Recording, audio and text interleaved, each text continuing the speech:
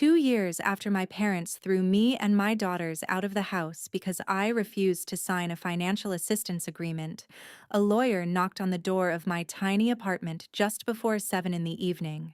"You have exactly 10 days to sign," he said, placing a thick stack of papers on the table.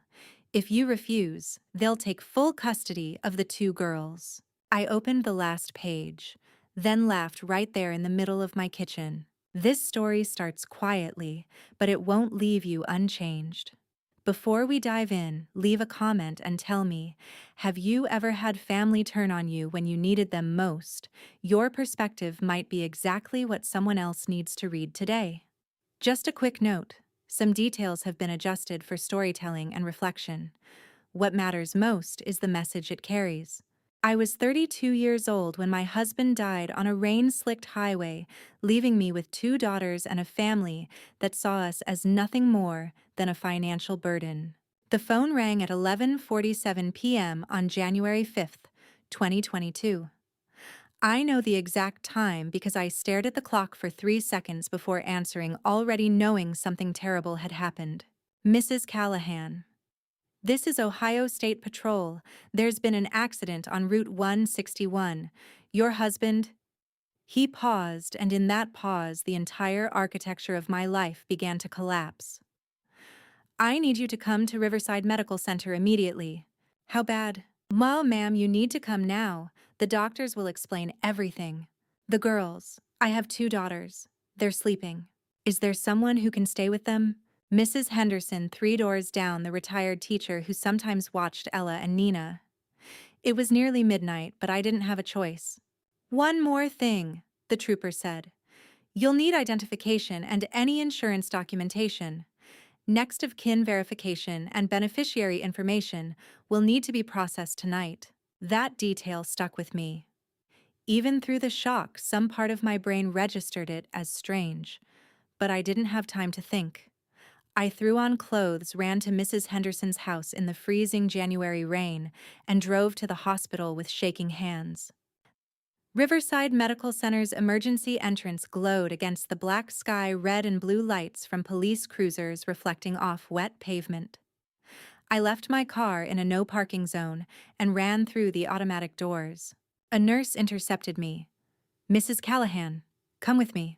She led me down a corridor that smelled like antiseptic, stopped outside a closed door. A man in scrubs opened it, 40-something, tired eyes, the expression of someone who had delivered terrible news too many times. "Mrs. Callahan, I'm Dr. Hayes. I need you to sit down. I want to see my husband." Dr. Hayes's face told me everything. "We did everything we could. The impact was, he didn't suffer. I'm very sorry." The words hit like a physical blow, but I didn't fall. I stood there, rain dripping from my coat, and felt the ground disappear while somehow remaining upright. Dr. Hayes kept talking internal injuries, the other driver running a red light, how fast it had happened, but I couldn't hear over the roaring in my ears. 20 minutes later, I sat on a plastic chair staring at the beige wall. My husband was dead. The man I had married 9 years ago, the father of my children, the person whose salary paid 2/3 of our mortgage, gone. My mind fractured into terrible calculations. The mortgage was due in 3 weeks. I made $42,000 a year at a domestic violence nonprofit. He had made $68,000. The numbers didn't work without him. They had barely worked with him. There was life insurance. We had set up a policy when Ella was born, but I had never seen the paperwork.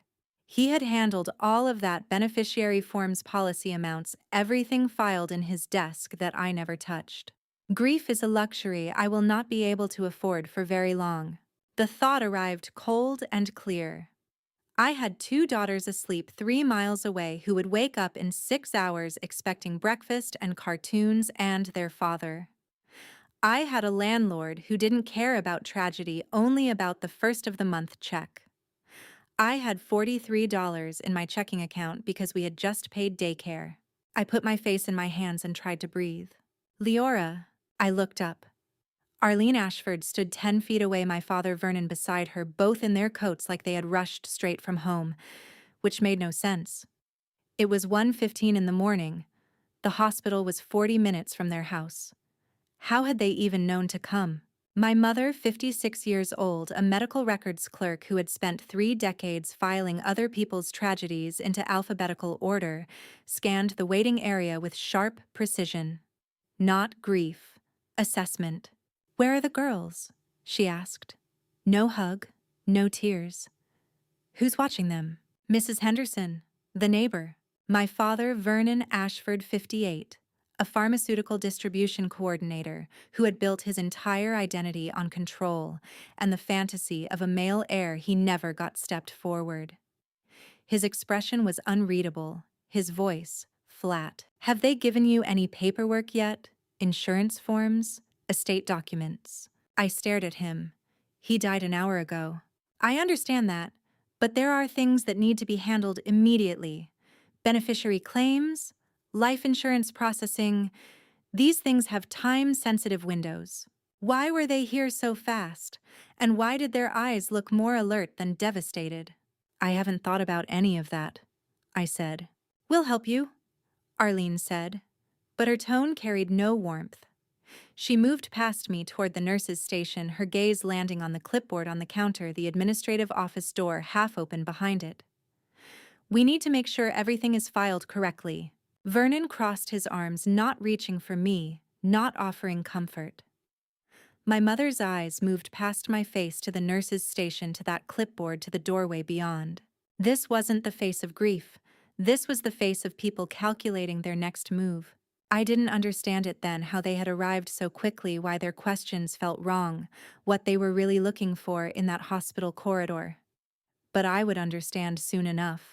4 days after my husband died, I buried him under a gray January sky while my mother asked about insurance paperwork before his casket left the room. The chapel was small.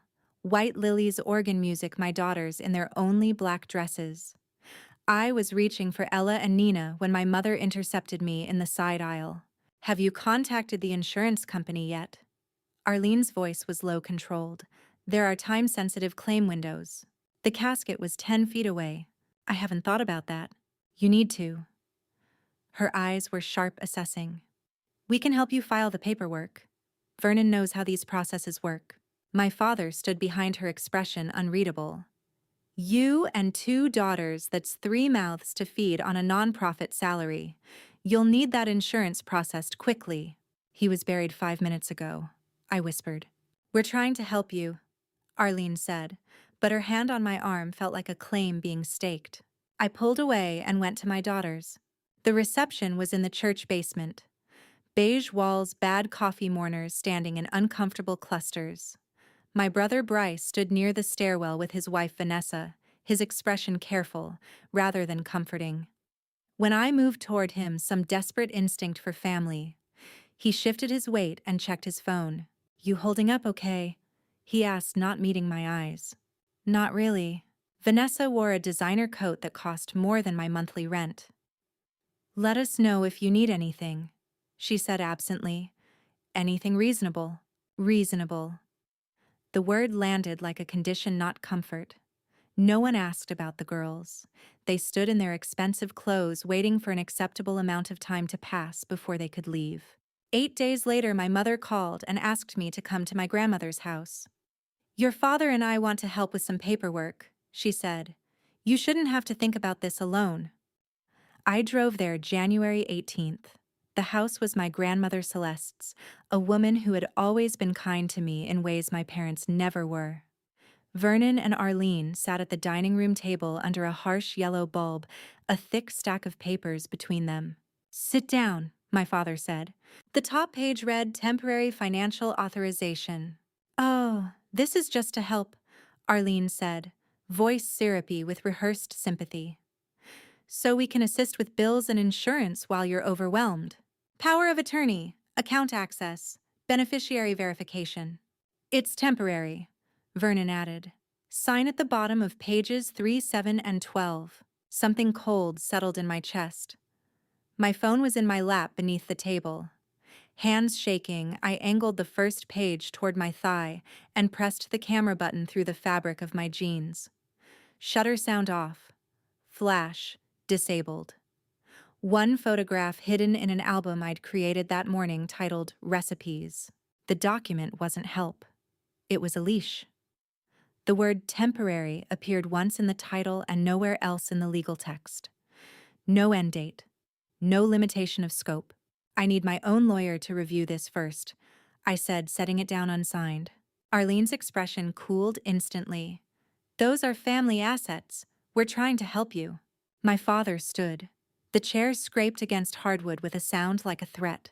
If you're not going to be reasonable, Vernon said quietly, we'll have to discuss other arrangements. For the girls. For this house. He looked at me the way he used to look at my report cards. Cold assessment already calculating failure. You can't manage on $42,000 a year. If you refuse help, well, that says something about your judgment. I understood then that refusing to sign would carry a price I couldn't yet calculate.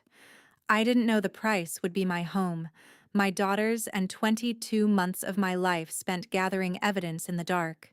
2 days after I refused to sign, my father appeared at the door at 6:30 on a January evening and told me I had 20 minutes to get my daughters out of his house.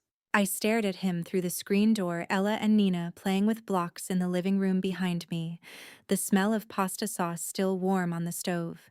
What? You refuse to be reasonable about the authorization, Vernon said, his voice flat rehearsed. You can't stay in this house. This is grandmother's house. And I manage her estate. You have 20 minutes. My mother stood 3 steps behind him on the porch, arms crossed, face expressionless. No protest. No intercession. Just silent agreement. My daughters are inside, I said, my voice rising. It's 18 degrees outside. Where am I supposed to? You should have considered that, Arlene said coldly, before you refused to cooperate with your family. I looked past them to the driveway. Vernon's truck was running, exhaust steam rising in the frozen air. In the truck bed, I could see bags, my bags, I realized with sick clarity. They had been in the house. They had already started packing my things. Vernon pulled out his phone, checked something, then spoke to someone I couldn't see. Property will be secured by morning. Locks changed by 8 a.m. This wasn't impulse. This was planned. Coordinated. They had called a locksmith before they came to the door. You can't do this, I said, but my voice cracked because I knew he could. I knew he would. 20 minutes, Vernon repeated. Then he walked past me into the house, his mother's house, the house where I had brought my daughters after their father died because I had nowhere else to go, and started grabbing our belongings. I ran inside. Ella, Nina, put your coats on right now. Why?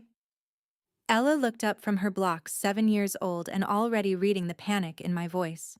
Just do it, please. Vernon walked through the living room with an armload of our clothes and threw them out the front door. They landed on the porch in a heap. Then he went back for more. I grabbed what I could, shoes, Nina's stuffed rabbit, the folder with our birth certificates, and insurance papers I'd hidden in my nightstand. My hands were shaking so hard I dropped things twice. Outside, freezing sleet had started, the kind that turns to ice the moment it hits the ground. Vernon threw a bag into the yard. It landed in the mud, split open. Children's winter coats spilled out into the slush.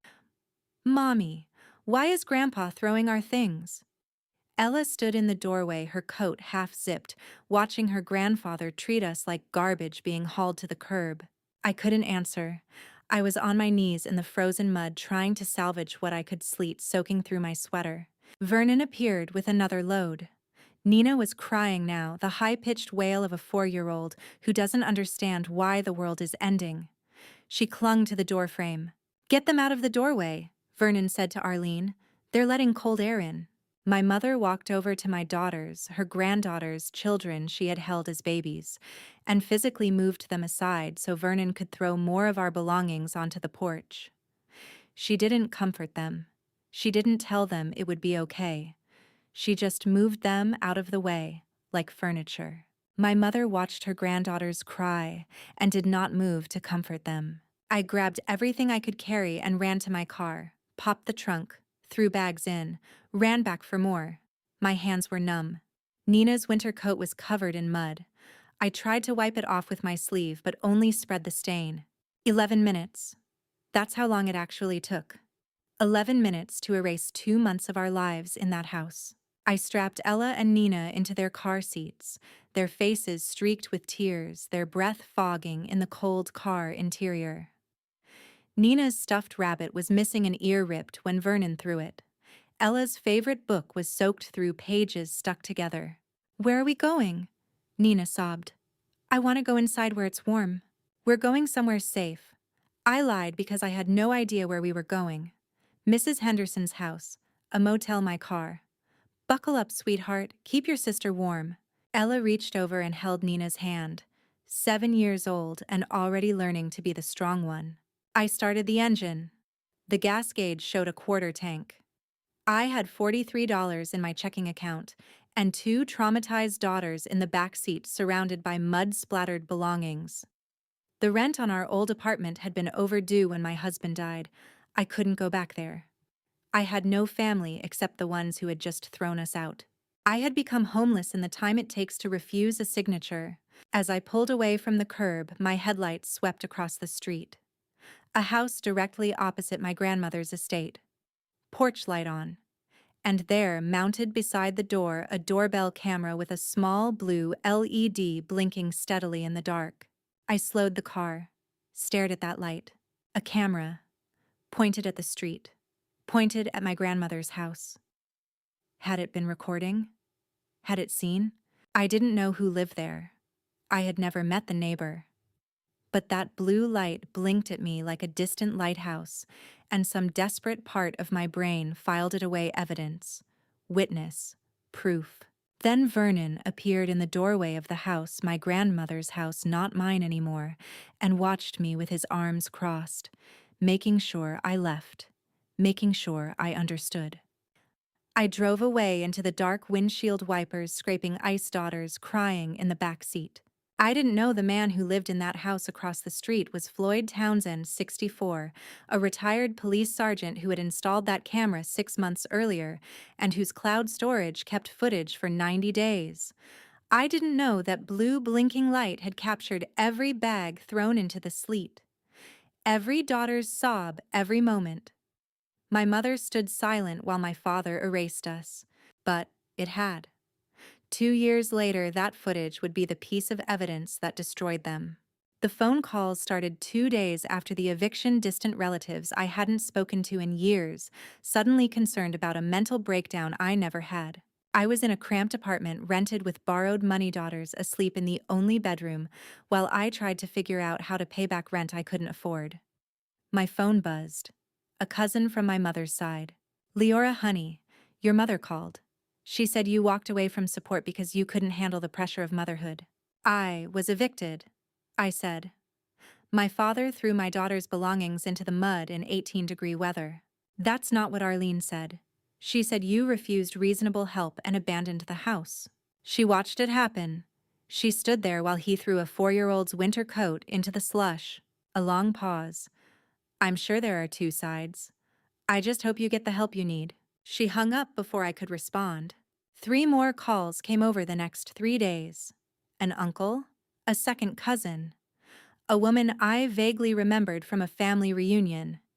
Each one used the same phrases: erratic behavior, refusing help, concern for the girls. Each had been primed with Arlene's version of events. They weren't asking if I was okay. They were confirming a script. Character assassination by committee. Then on February 6th, the email arrived. I was at the kitchen table at 9:47 p.m., trying to figure out how health insurance worked when you lost spousal coverage. The notification popped up. Subject: Parental Competency Assessment Case, number 2022-0847. Response required within 10 days. My hands froze. Concerns have been raised regarding your ability to provide stable housing and emotional care for 2 minor children. Failure to respond may result in referral to family services for in-home evaluation. Attached was a 12-page form: mental health history, employment stability, substance abuse, criminal background, financial solvency. This wasn't about money.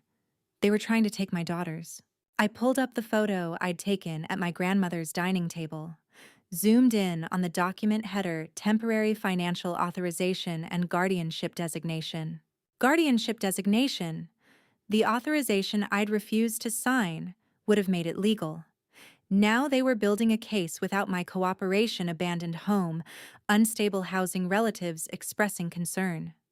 This had been planned from the moment I said no.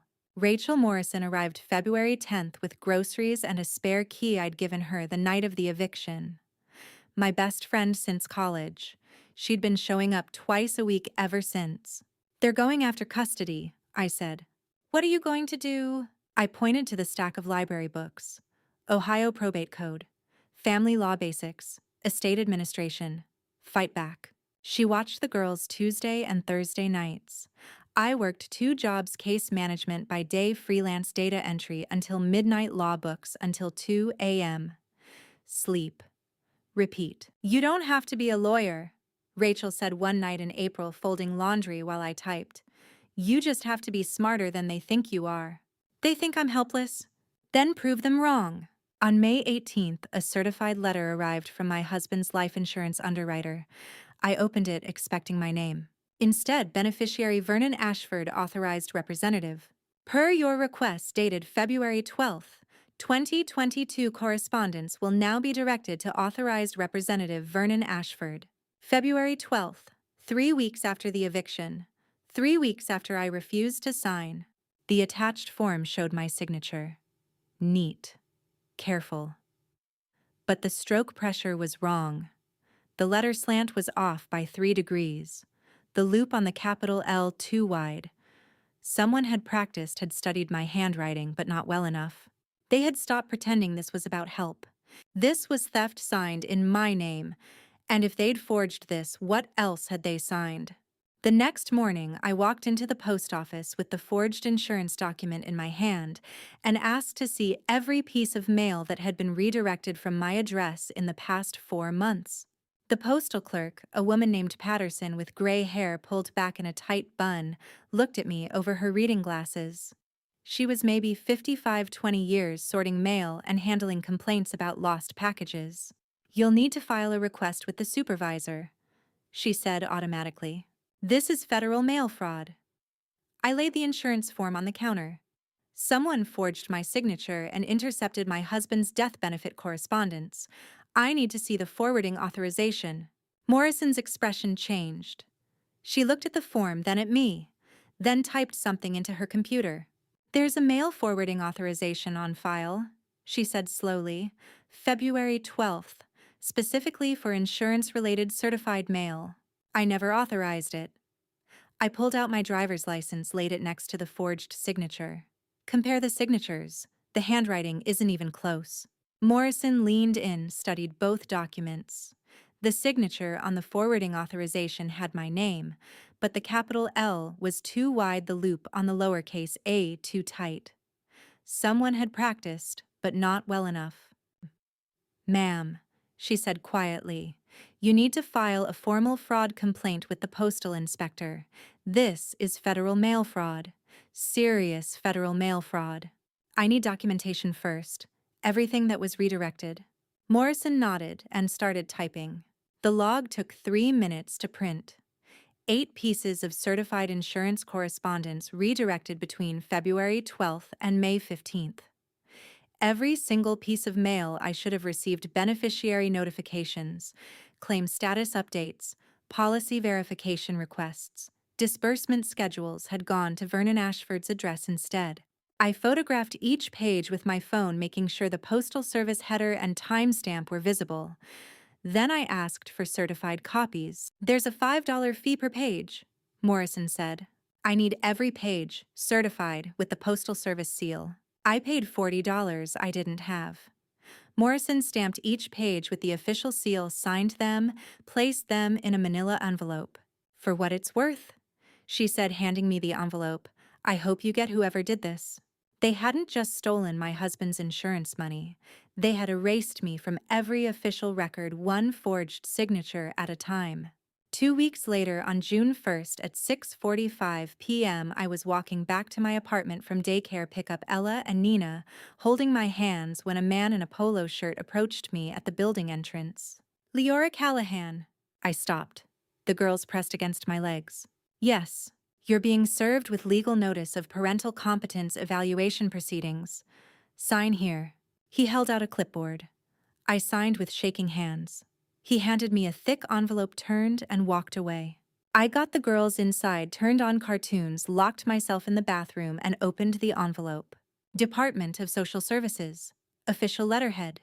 Case number 2022-0847.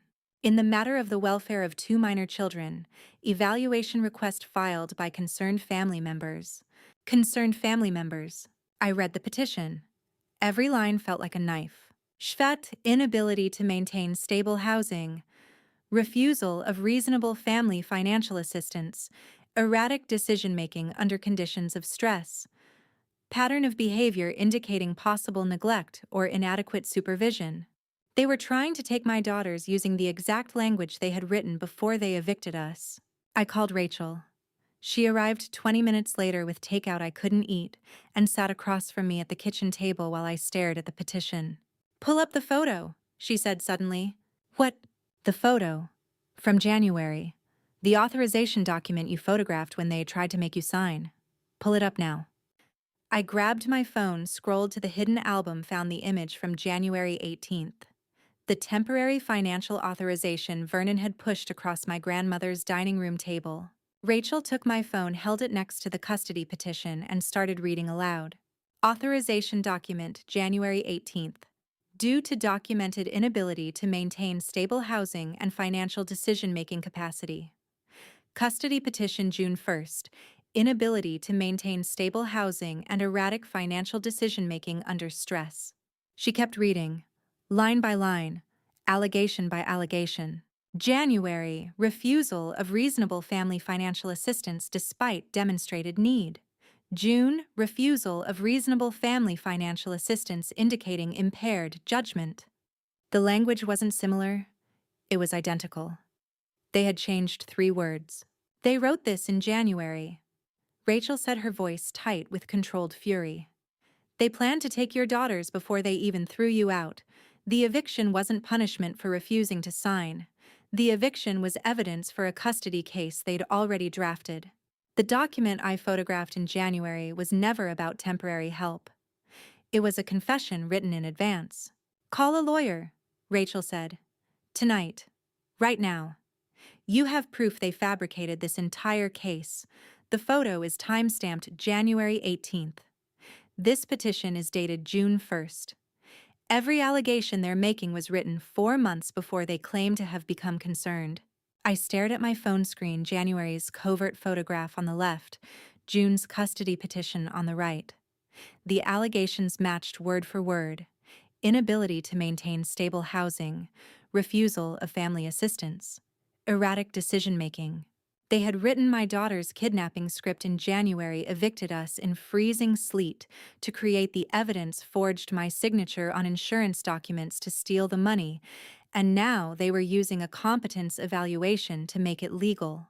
This wasn't reactive cruelty. This was premeditated erasure. They had planned to erase me before I even knew I was in danger. But I had taken a photograph. One covert photograph in the 30 seconds Vernon left the room to take a phone call. And that photograph proved every allegation in their custody petition had been written before the events they claimed to be concerned about. "Who do I call?" I asked. Rachel pulled out her phone. "There's an estate attorney in Columbus, Simone Garrett. She handles probate disputes and family fraud. I'm calling her right now. It's 8 p.m. She'll answer." Rachel dialed. "And when she sees what you have, she'll take your case. Because you're not just defending against custody fraud. You're about to prove conspiracy." And I was about to prove it in a way they would never see coming. 4 days after the custody evaluation was served, I walked into an estate attorney's office 3 blocks from the courthouse, carrying proof my parents had committed federal crimes. Simone Garrett was 41, sharp-eyed, graying hair pulled back in a professional knot. Her Columbus office was lined with oak filing cabinets and probate case files stacked to the ceiling. Rachel Morrison called me, she said. Fraud case that started as family law and escalated into something criminal. Are you in immediate danger of losing custody? Evaluation notice gives me until June 15th. 9 days. But they've been planning this since January. Explain. My husband died January 6th. My parents tried to make me sign a financial authorization January 18th. I refused. They evicted me 2 days later in freezing weather. Then they forged my signature on insurance paperwork, intercepted my mail, and filed a custody petition using language they'd written before they threw us out. I laid the evidence on her desk. The photograph from January, the forged insurance form, the post office intercept log, the custody petition with its matching allegations. Simone held the insurance form under her desk lamp, then placed it beside my driver's license. The stroke pressure is wrong. The slant is off by 4 degrees. Whoever forged this practiced, but not enough. My father. He redirected insurance correspondence to his address to intercept the death benefit payout. She examined the post office log. 8 pieces of certified mail. February through May. All redirected. This isn't a family dispute, she said, tone shifting to something colder. This is federal mail fraud, identity theft, insurance fraud, possibly conspiracy. How many people were involved? My father, my mother, possibly my brother. They all benefit financially. That's conspiracy. How much? $125,000. I was supposed to be the sole beneficiary. Simone set down her pen. They forged your signature to steal 6 figures from your husband's death benefit while building a custody case to take your children. Do you understand what that means? That they planned it. That it's prosecutable. She tapped the January photograph. You took this before the eviction. January 18th. I pretended to read it and photographed it when my father left the room. For the first time since my husband died, someone with legal authority was calling what my family did by its real name crime. The property you were evicted from. What's the address? My grandmother's house. 847 Maple Street, Westerville. Simone went very still. Your grandmother's name. Celeste Ashford. She walked to a filing cabinet, pulled open a drawer labeled 2019 to 2020, flipped through folders, stopped, pulled out a thick file. I handled her estate planning in 2019. She insisted on protective language I'd never seen in a residential deed before. I tried to talk her out of it. She wouldn't budge. Simone opened the file and turned it toward me. One paragraph highlighted in yellow. Celeste had named me specifically by name protection embedded in the deed years before she died, designed to activate if my family did exactly what they did. The moment they evicted me, every action they had taken since became legally void. She knew, I whispered. In 2019, 3 years before she died, 5 years before your husband's accident. Simone's voice sharpened. Were you forcibly evicted with witnesses with documentation? There's a camera across the street, a doorbell camera. It was recording when they threw us out. Simone's grip tightened on her pen. January 20th, 18 degrees, freezing sleet. He threw our belongings into the yard. My daughter's winter coats landed in the mud. My mother stood there and watched. Simone set the probate file between us. My grandmother had written my name into the deed like a spell of protection she knew I would need. Now I had to prove the eviction happened exactly as brutally as I remembered. 1 week after discovering my grandmother's protective clause, Simone and I sat in a library copy room with my forged signatures under a magnification lamp, hunting for the technical mistakes that would prove identity theft. The Columbus Public Library's copy room had high-resolution scanners and equipment researchers used for document analysis. Simone had reserved it for 3 hours, brought her forensic photography equipment, and spread the insurance forms across the table like evidence at a crime scene, which legally they were. Your natural signature, she said, placing my driver's license next to the forged insurance beneficiary form, has pressure variance. See how it starts. Light gets heavy in the middle, then trails off at the end. That's natural hand movement. No one writes with uniform pressure. I leaned in. Under the magnification lamp, my legitimate signature on the driver's license looked organic, alive. The signature on the insurance form looked mechanical. This forged one, Simone continued pointing with a pen, has uniform pressure throughout, no variation in stroke speed. That's classic tracing technique. Someone placed your signature under another document, used a light source, and traced over it. Traced it from what? Driver's license, old check tax document. Anything with your legal signature they had physical access to. She positioned her camera, took detailed photographs. I'm documenting these comparisons for forensic analysis. A handwriting expert will testify that these differences are definitive proof of forgery. I watched her work, clinical and methodical. Every photograph, every notation, every measurement adding weight to the case. There's something else, Simone said, scanning both signatures side by side on the high-resolution scanner. She pulled up the image on her laptop, zoomed in on specific letter formations. You're left-handed, correct? Yes. Your signature slants naturally leftward. It's subtle, but consistent across every document you've signed. These forgeries slant right. The forger was right-handed and couldn't mask their dominant hand when they traced your signature. I stared at the screen. She was right. My natural L leaned left. The forged L leaned right. My mother is right-handed, I said quietly. So is my father. That observation goes into the evidence brief. Simone saved the comparison images, labeled them with timestamps. Every technical detail matters when we're building a federal case. Hand dominance is biological. It can't be faked.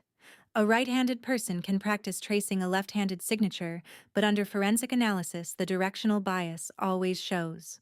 My mother's handwriting was embedded in the forgery like a confession she didn't know she'd written. 13 days later, on June 25th, I walked into the Westerville Bank branch where I'd maintained an account for 8 years. Simone had drafted a formal fraud complaint affidavit.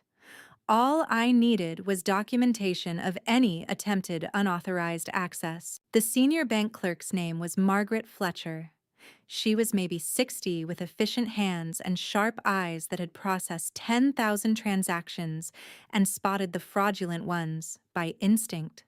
When I gave my name at the counter, her expression changed. "Leora Callahan," she repeated.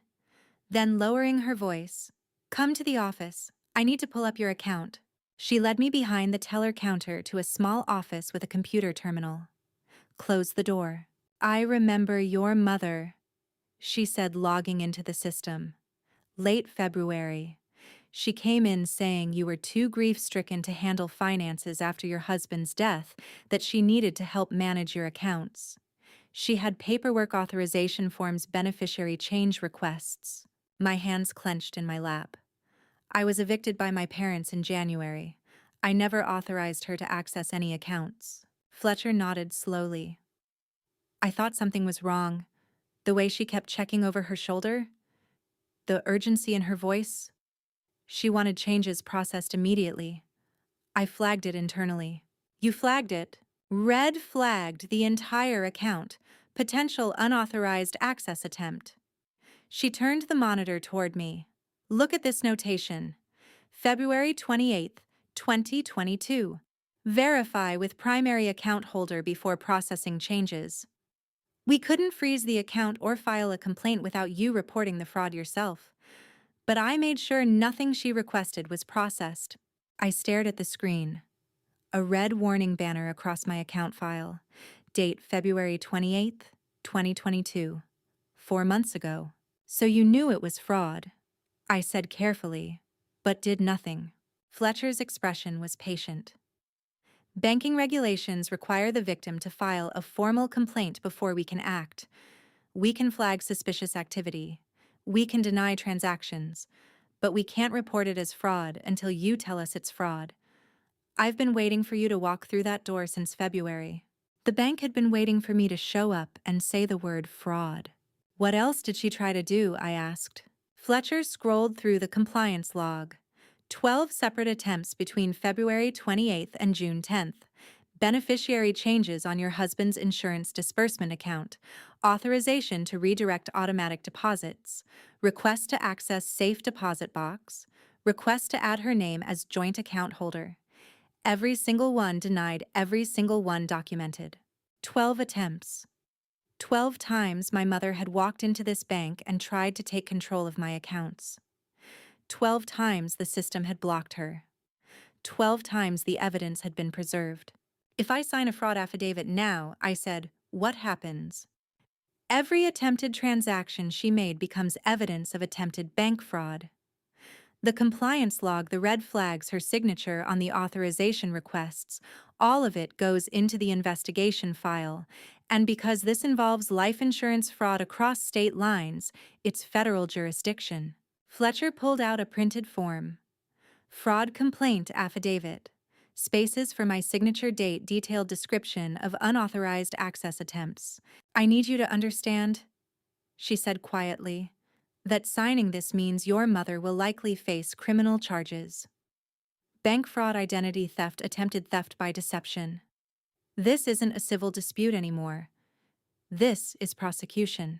I thought about my daughters crying in the freezing sleet, about the mud-splattered winter coats, about the forged signatures and intercepted mail and custody petitions written before they even threw us out. Where do I sign? I asked. Fletcher printed the compliance log showing every attempted transaction my mother had tried to execute in my name over 4 months. 12 separate attempts, each one blocked, each one documented, each one preserved as evidence. The bank had been building my case for me, one denied transaction at a time. All I had to do was sign the fraud affidavit, and the institutional machinery would turn against them. I was loading groceries into my car when I saw my brother across the supermarket parking lot and watched a white envelope fall from his door onto the asphalt as he drove away without noticing.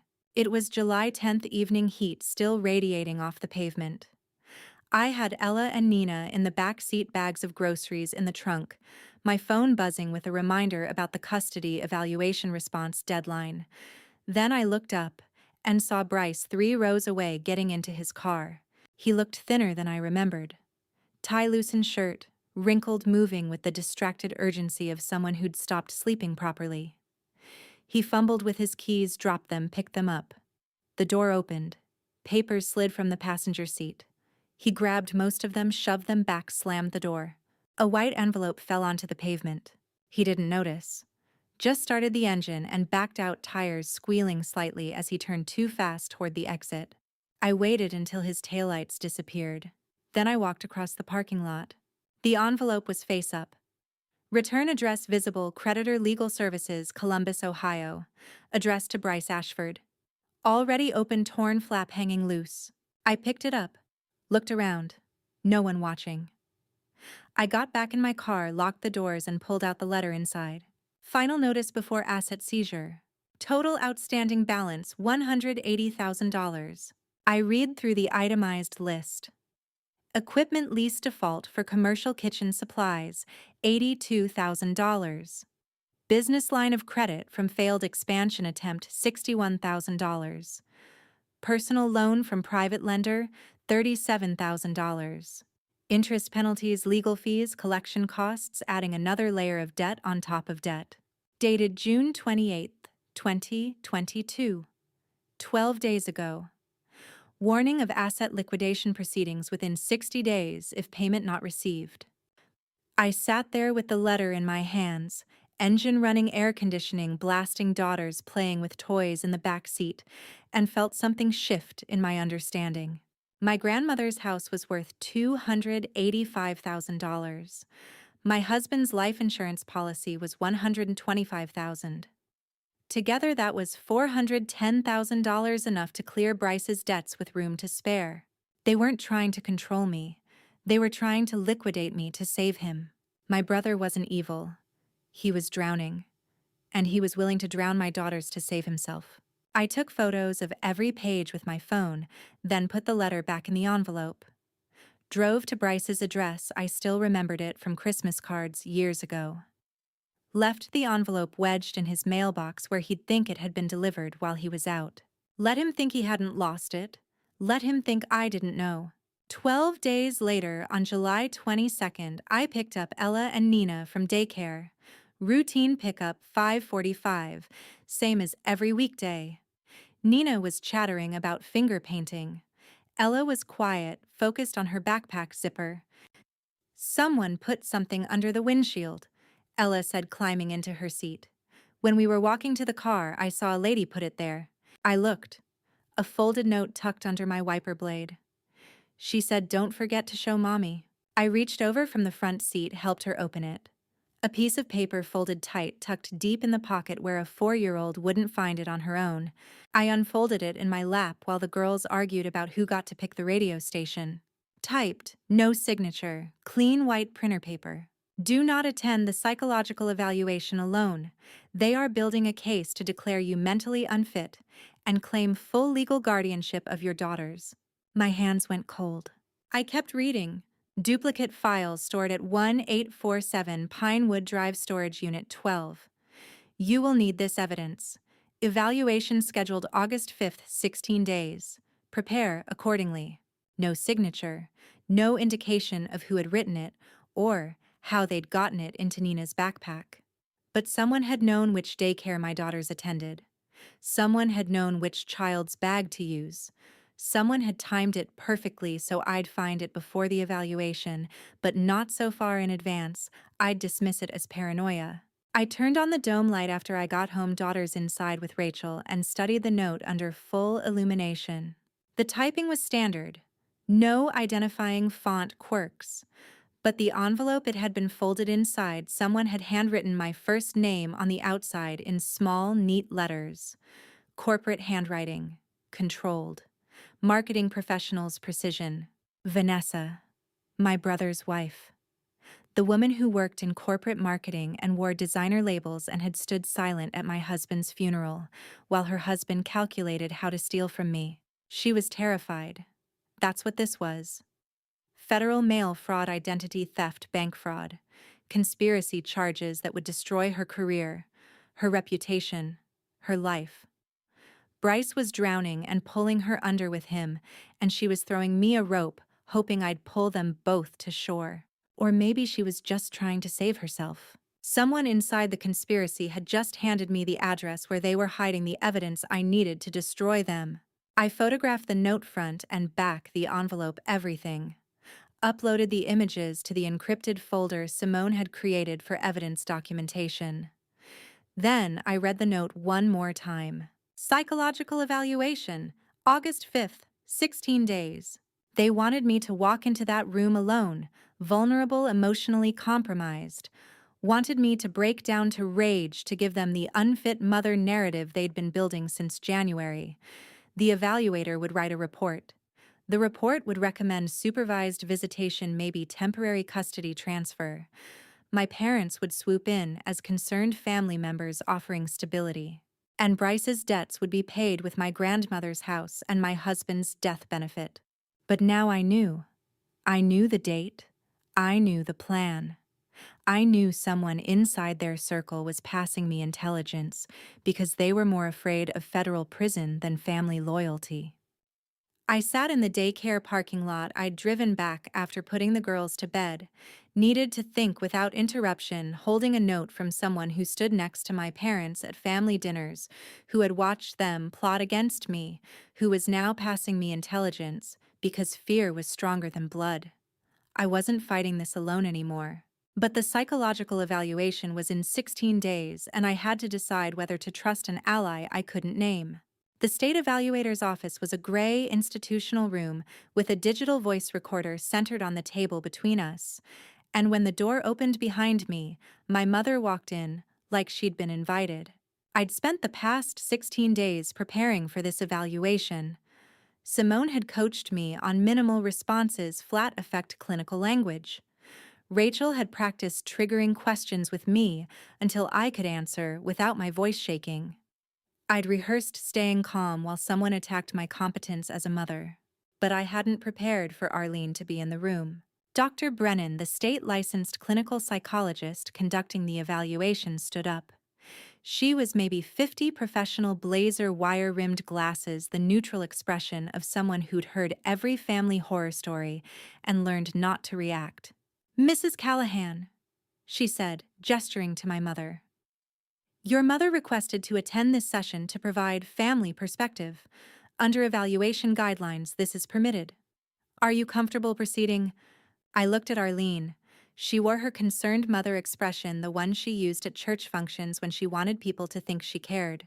"I wasn't informed she would be here," I said, keeping my voice level. "But yes, let's proceed." Dr. Brennan pressed a button on the recorder. Red light activated. "Please state your name for the record." "Leora Callahan. And you are here for a parental competence assessment regarding your two daughters, Ella and Nina Callahan, ages 7 and 4. Is that correct?" "Yes." Arlene sat down across from me, folded her hands on the table. "I'm here because I'm concerned about my granddaughter's welfare, a mother's concern." This was coordinated. Dr. Brennan hadn't just allowed it, she'd scheduled it. They'd planned this. Give Arlene an official platform, a recorded session legitimacy. Dr. Brennan opened a file folder. "Mrs. Ashford, can you describe the concerns that led to this evaluation request?" Arlene took a breath, composing herself like an actress finding her mark. "My daughter hasn't been herself since January, since her husband died. She's refused family support, moved the girls between apartments, cut off contact with relatives who tried to help. The girls have no stability. I'm worried they're suffering from her inability to cope." Each phrase was careful, practiced, designed for the recording. "She abandoned the family home," Arlene continued. "Just walked away from a safe environment because she couldn't accept reasonable assistance with finances and childcare." Dr. Brennan turned to me. "How would you respond to these concerns?" I'd rehearsed this. Keep it factual. No emotion. No defensive explanations. "I was evicted from my grandmother's property by my parents on January 20th, 2022. I did not abandon it. I was forcibly removed with my daughters in 18-degree weather. I have since secured stable housing and maintained consistent full-time employment while caring for two daughters." Dr. Brennan made notes. "Can you describe your current living situation?" "Two-bedroom apartment in Westerville. Rent paid through October. Both daughters enrolled in accredited daycare. I work as a case manager at a domestic violence nonprofit and do freelance data entry in the evenings." "And your support system?" "I have a close friend who provides childcare backup and emotional support." Arlene leaned forward. "She won't accept help from her family, from people who've known her since birth. That's not normal grief, doctor. That's isolation. Paranoia." I counted my breaths like Simone taught me: 4 in, hold, 4, 4 out. Every exhale was a refusal to give them what they wanted. I declined help from family members who evicted me and attempted to fraudulently access my financial accounts. I said calmly, "That's not paranoia. That's appropriate boundary setting." Dr. Brennan's pen paused. "Can you elaborate on the attempted account access?" "My mother attempted 12 separate fraudulent transactions at my bank between February and June 2022. All were flagged by bank compliance and blocked. I filed a formal fraud complaint on June 25th. Arlene's expression flickered. Just for a second. Then she recovered. "That's what I mean," she said, voice trembling now, performing grief. "She's rewriting history, making her family into enemies. At her husband's funeral, she was so cold. Couldn't even cry properly. The girls kept asking questions she couldn't answer. They needed their mother to grieve with them, and she just shut down. This was the trigger. The deliberate invocation of my husband's death designed to provoke a breakdown on camera. I breathed. 4 in, hold, 4 out.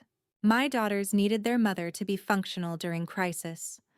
I said, my voice flat, clinical. I prioritized their immediate emotional needs over my own grief. That's called parenting under trauma." Dr. Brennan was watching me carefully. Not writing. Watching.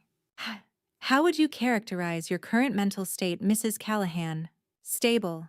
focused on providing consistent care for my children while navigating a custody dispute initiated by family members who attempted to steal my inheritance.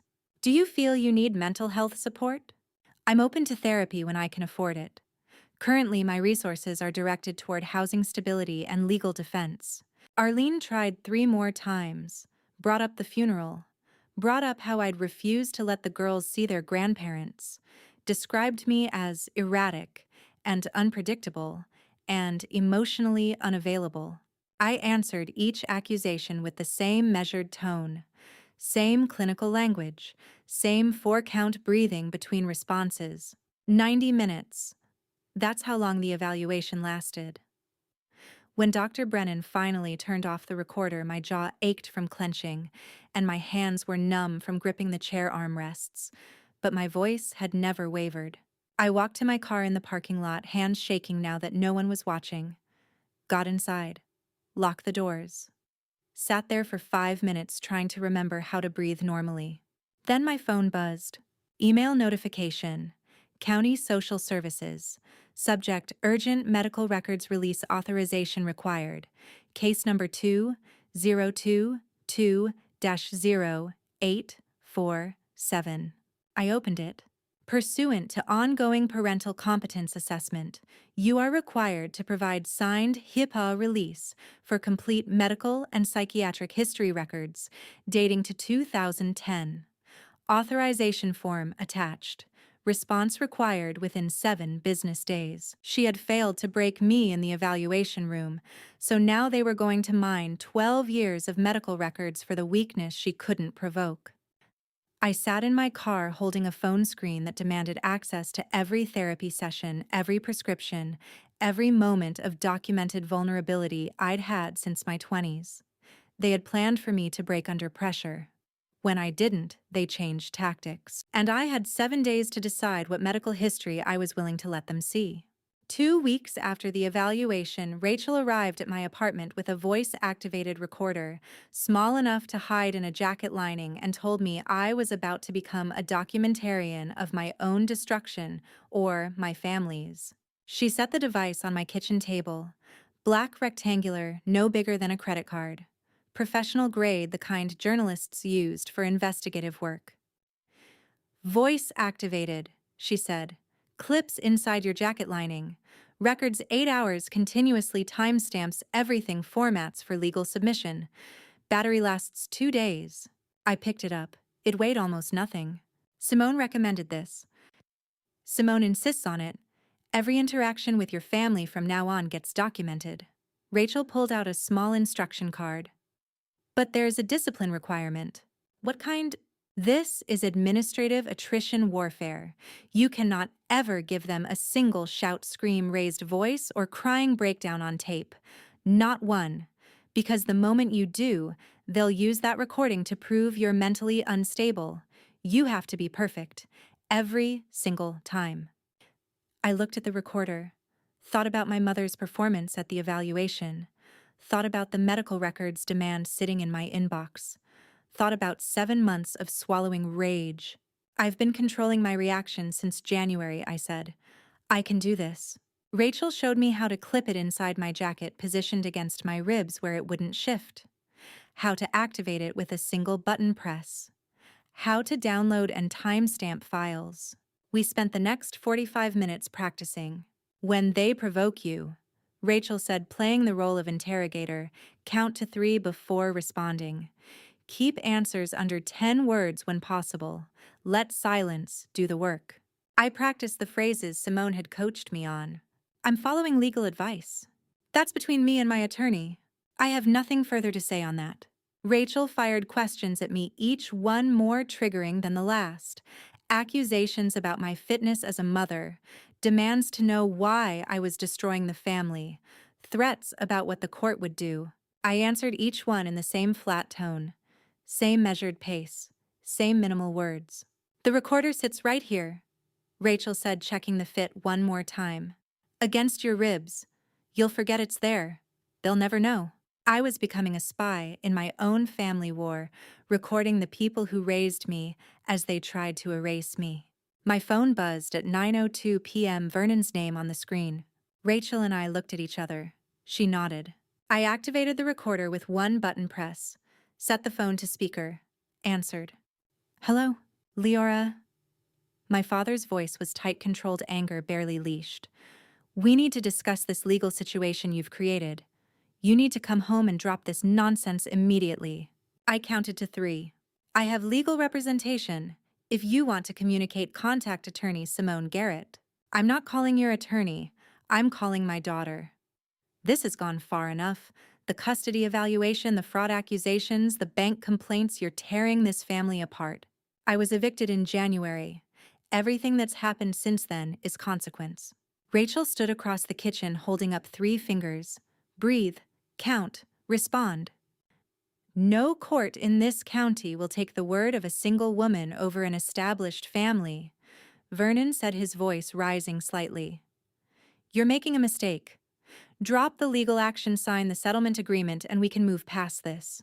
There is no settlement agreement. There will be. Delivered by courier tomorrow. Reasonable terms. You sign it, we withdraw the competence petition, everyone moves on. I'm not signing anything without my attorney's review. Silence on the other end. I could hear him breathing, calculating. You're being unreasonable, he said finally. Stubborn, just like you were as a child. You never knew when to let things go. I didn't respond. Let the silence stretch. That estate belongs to someone who carries our last name, Leora. His voice had changed, dropped into the register he used when explaining things to people he considered beneath understanding. You married out. You and those girls have no claim to Ashford property. Your grandmother was confused in her final years. The deed will be corrected. He said it out loud. On tape. Someone who carries our last name. Not me, not my daughters. Someone male. Rachel's eyes went wide. She grabbed a pen, started writing, keep him talking. My grandmother's deed says otherwise. I said, keeping my voice flat. As does probate law. We'll see what the court says. He chuckled, dismissive, certain. In the background, I heard a sound, rhythmic, mechanical. A printer. High-speed commercial document printer, the kind law offices used for bulk filing. They were preparing something, right now, while he was on the phone threatening me. I have nothing further to discuss, I said. You will, Vernon replied. When you receive the settlement papers tomorrow, read them carefully. The terms are generous. More generous than you deserve after what you've put this family through. But we're trying to be reasonable. Goodbye. I hung up before he could respond. Clicked the recorder off. Watched the timer freeze 16 minutes 42 seconds. Rachel was already pulling up the audio file on her laptop, checking the recording quality. Clear. Perfect. Vernon's voice came through with absolute clarity. Every word, every threat, every confession. That estate belongs to someone who carries our last name. You married out. The deed will be corrected.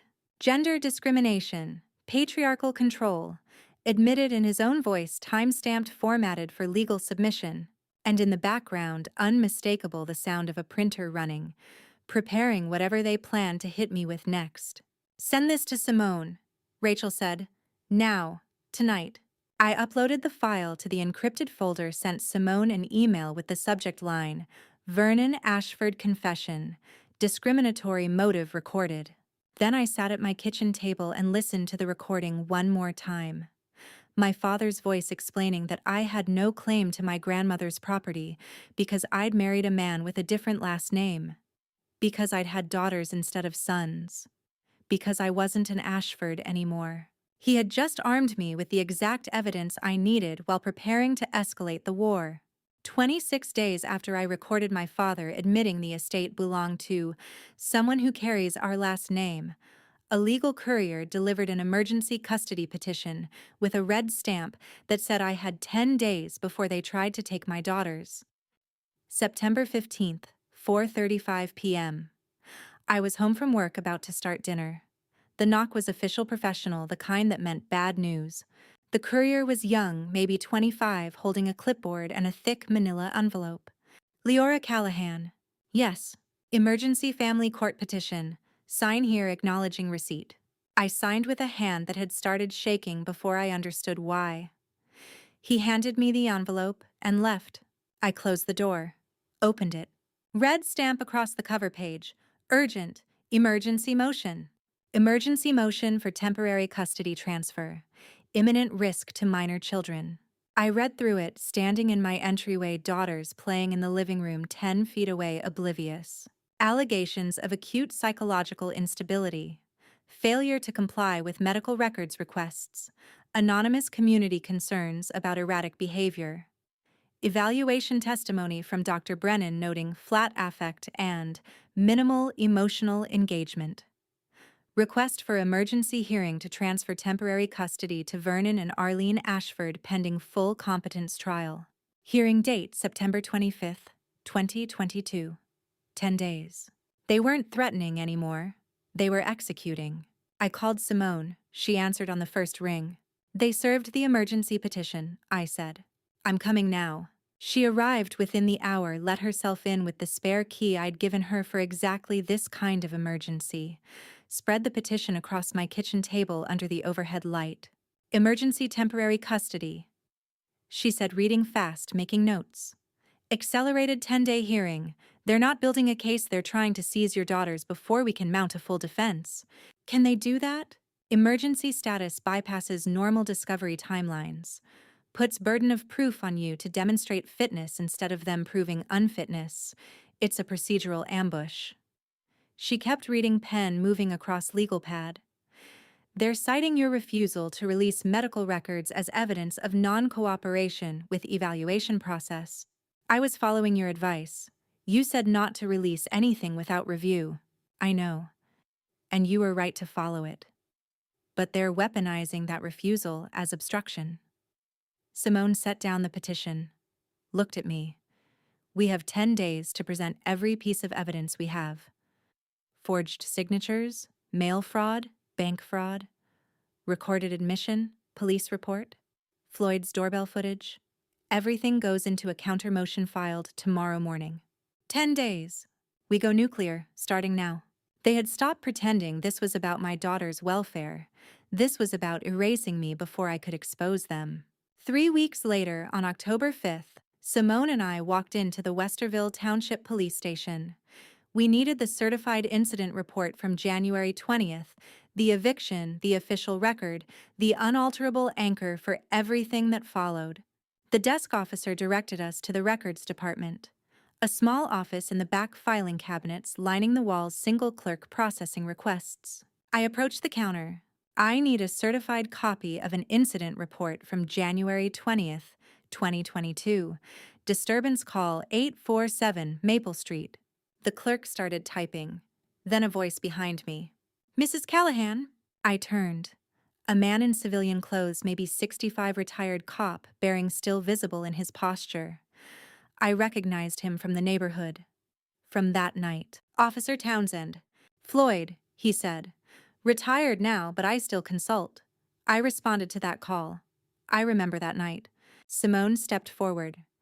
Officer Townsend, we need your field notes from that incident. They're critical to an upcoming custody hearing. Floyd's expression shifted. Something knowing. Something angry on my behalf. Come to the back office, he said. He pulled the original incident file from archives. Thick folder, handwritten field notes, typed formal report photos of the scene. He started stamping copies, official seal, certified true copy, signature, and date. Your parents called here last week, he said while stamping. Wanted this report sealed under family privacy exemption. Said the incident was a private family matter, requested we make it confidential and unavailable for civil proceedings. I went cold. Can they do that? Not without consent from all named parties. Floyd handed me the stamped copies, each one embossed with the official seal. You're listed as complainant in the original call log. You have absolute right to access and distribute this report. And since you just formally requested certified copies, this report is now locked into public record permanently. Simone was making notes fast. When exactly did they request sealing? September 28th. Week and a half ago. Floyd looked at me. They tried to bury it. If you hadn't come in today, I would have called you. I saved your contact information from the original report. If I had waited one more week to get that police report, it would have been sealed, buried, erased, like I never existed. Your doorbell camera, I said. From that night. Do you still have the footage? Floyd's expression didn't change, but something sparked in his eyes. Cloud storage keeps everything for 2 years. You want me to pull January 20th? Yes. Give me 2 hours. I'll have it downloaded, time-stamped, formatted for court submission. He handed me a business card. My retirement project is consulting on evidence preservation. This one's pro bono. I took the certified police report pages of official documentation describing how my parents evicted me and 2 young children in freezing weather, how neighbors called 911, how officers arrived and documented everything. My parents had tried to erase this evidence a week ago. They had called the police station, used the word privacy, tried to seal the record of the night they threw 2 daughters into freezing sleet. But I had gotten there first, and now that report was going into a courtroom where they couldn't touch it. 13 days before the custody hearing, Rachel and I stood on the porch of the man who lived across from my grandmother's house and asked if he still had the footage from the night my parents threw us into the freezing cold. October 18th, mid-afternoon. Floyd Townsend's house was modest, well kept. The porch, where his doorbell camera had captured everything. He answered the door in a flannel shirt and reading glasses, recognized us immediately. Mrs. Callahan, I was wondering when you'd come. Officer Townsend. I said, my voice steadier than I felt. Your doorbell camera was recording that night in January. Do you still have that footage? Floyd stepped aside, let us in. His living room was neat, comfortable photos of grandchildren on the mantel. Most systems overwrite after 60 days, Rachel said, but we had to ask. Floyd led us down a hallway to a small home office. Computer filing cabinets, certificates from 30 years on the police force framed on the wall. I keep archived files for 2 years, he said, sitting at the computer. Standard practice from my investigative work, but I kept that night specifically. He opened a folder labeled January 2022. Something about what I saw felt wrong, like I was witnessing abuse I might need to document. My throat tightened. A stranger had seen it, had known. Can we see it? Rachel asked. We have a custody hearing in 6 days and need undeniable proof. Floyd pulled up the file. January 20th, 6:47 p.m. Camera records 1080p with audio. This is the full sequence. He hit play. The screen showed my grandmother's house in grainy color, timestamp in the corner. Evening darkness, porch light on. Then movement, the front door opening. Vernon appeared, arms full of bags. He threw them onto the porch. Then more bags.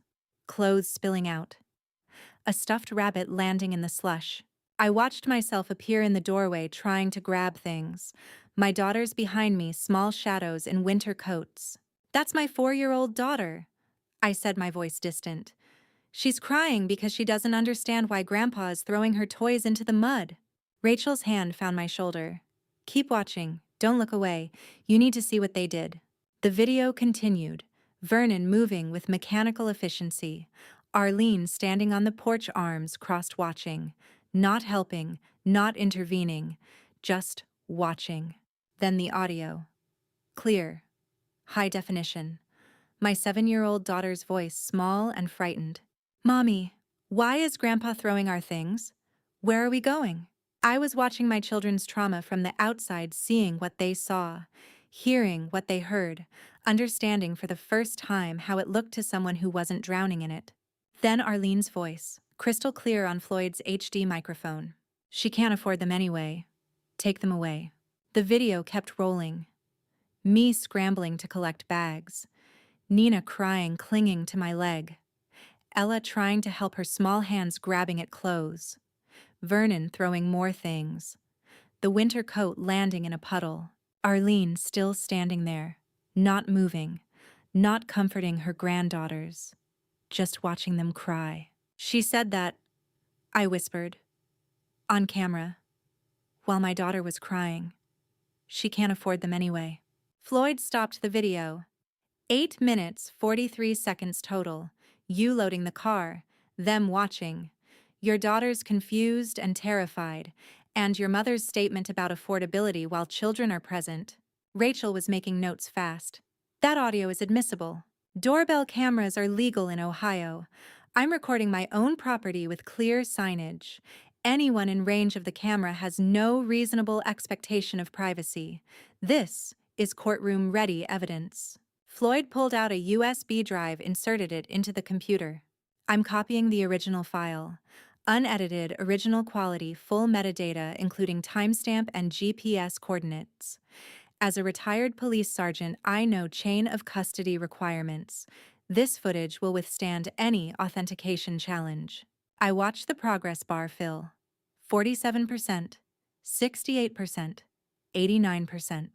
Your mother said you couldn't afford your children, Floyd said quietly, ejecting the drive. While they were crying, while you were being evicted into 18-degree weather. That's not family discipline. That's child endangerment on film. He handed me the drive. Any judge who sees this will understand exactly what happened that night.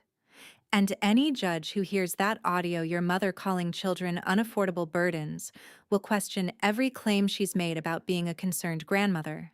My mother's voice on that video saying my children should be taken away wasn't opinion. It was evidence. Rachel took the drive from me, held it carefully. We need you to testify, to authenticate this footage in court. I'll be there, Floyd said. I responded to that 911 call. I have the incident report. I have the footage. I watched them throw 2 children into freezing sleet while calling them financial burdens. I'll testify to every second of it. I looked at the computer screen frozen on the last frame, my car pulling away. Vernon standing in the doorway with his arms crossed. Arlene beside him, not watching us leave, already turning back inside. They had documented their own cruelty. They had done it in front of a camera. They never saw spoken words they assumed no one would hear shown their faces while they erased us. And Floyd had kept it. For 8 months. Waiting for the day I would need it. Thank you, I said, for keeping this, for recognizing what it was. Floyd looked at me with the steady expression of someone who'd spent 30 years seeing the worst people could do to each other. I knew you'd need it, he said. I just hoped you'd come before it was too late. I closed my hand around the USB drive that held 8 minutes and 43 seconds of high-definition proof that my parents had thrown 2 crying children into freezing weather while calling them unaffordable burdens. The video showed my 7-year-old daughter's face as her grandmother said I couldn't afford to keep them. And in 6 days that footage would play in a courtroom where my parents couldn't stop it. 2 weeks after securing the video evidence, Simone projected my grandmother's estate deed onto her office wall and showed me the legal landmine my family had been standing on for 10 months without knowing. November 2nd, mid-afternoon. Simone's consultation room had a wall-mounted screen she used for document review. She pulled up a high-resolution scan of Celeste's original estate deed pages of legal language in tight paragraphs. Section 7, paragraph 3. She said, using a laser pointer. Read this carefully. I leaned forward. Should any party acting in administrative capacity forcibly evict the person of Leora Callahan and her children from this residence, said party's authority over the property shall immediately and retroactively void with all administrative rights reverting to the named protected party. I read it twice, then a third time. She wrote my name, I said. My specific name, not any heir or family member. Me. Your grandmother anticipated they would target you specifically. Simone highlighted the text. She embedded a tripwire in this deed designed to detonate if they did exactly what they did, forcibly evict you to gain control of the estate. When was this deed written? 2019, 3 years before she died. 5 years before your husband's accident. Simone pulled up another document. She came to me specifically to add this clause. I advised against it. Told her it was unusually specific, might create legal complications. She insisted. My grandmother had loved me enough to weaponize her estate against the people she knew would hurt me. How do we activate it? I asked. 2 elements. Simone said, making notes. First proof of forcible eviction. That's Floyd's video, 8 minutes of HD documentation showing them throwing you and your daughters out in freezing weather. Second proof, they evicted you specifically to gain control of estate assets. That's where the financial evidence comes in. The forged insurance signatures. Yes. The intercepted mail. The bank fraud attempts. Bryce's debt notice showing motive. Simone was building a case file, organizing evidence by category. The video shows the act. The bank records show the why. Together, they prove they forcibly evicted you to access inheritance and insurance money. That triggers your grandmother's integrity clause and strips their authority completely. Everything they've done since January becomes legally void. The custody petition, the competence evaluation, all of it executed under authority they lost the moment they threw you out. Simone looked at me. Your grandmother built you a nuclear option. We just need to prove they activated it. That evening, I stood in my daughter's bedroom doorway watching them sleep. Ella curled on her side, Nina sprawled across her pillow, both of them breathing steady and unaware. 10 months. 10 months since that January night. 10 months of working 2 jobs while teaching myself estate law in the hours between midnight and dawn.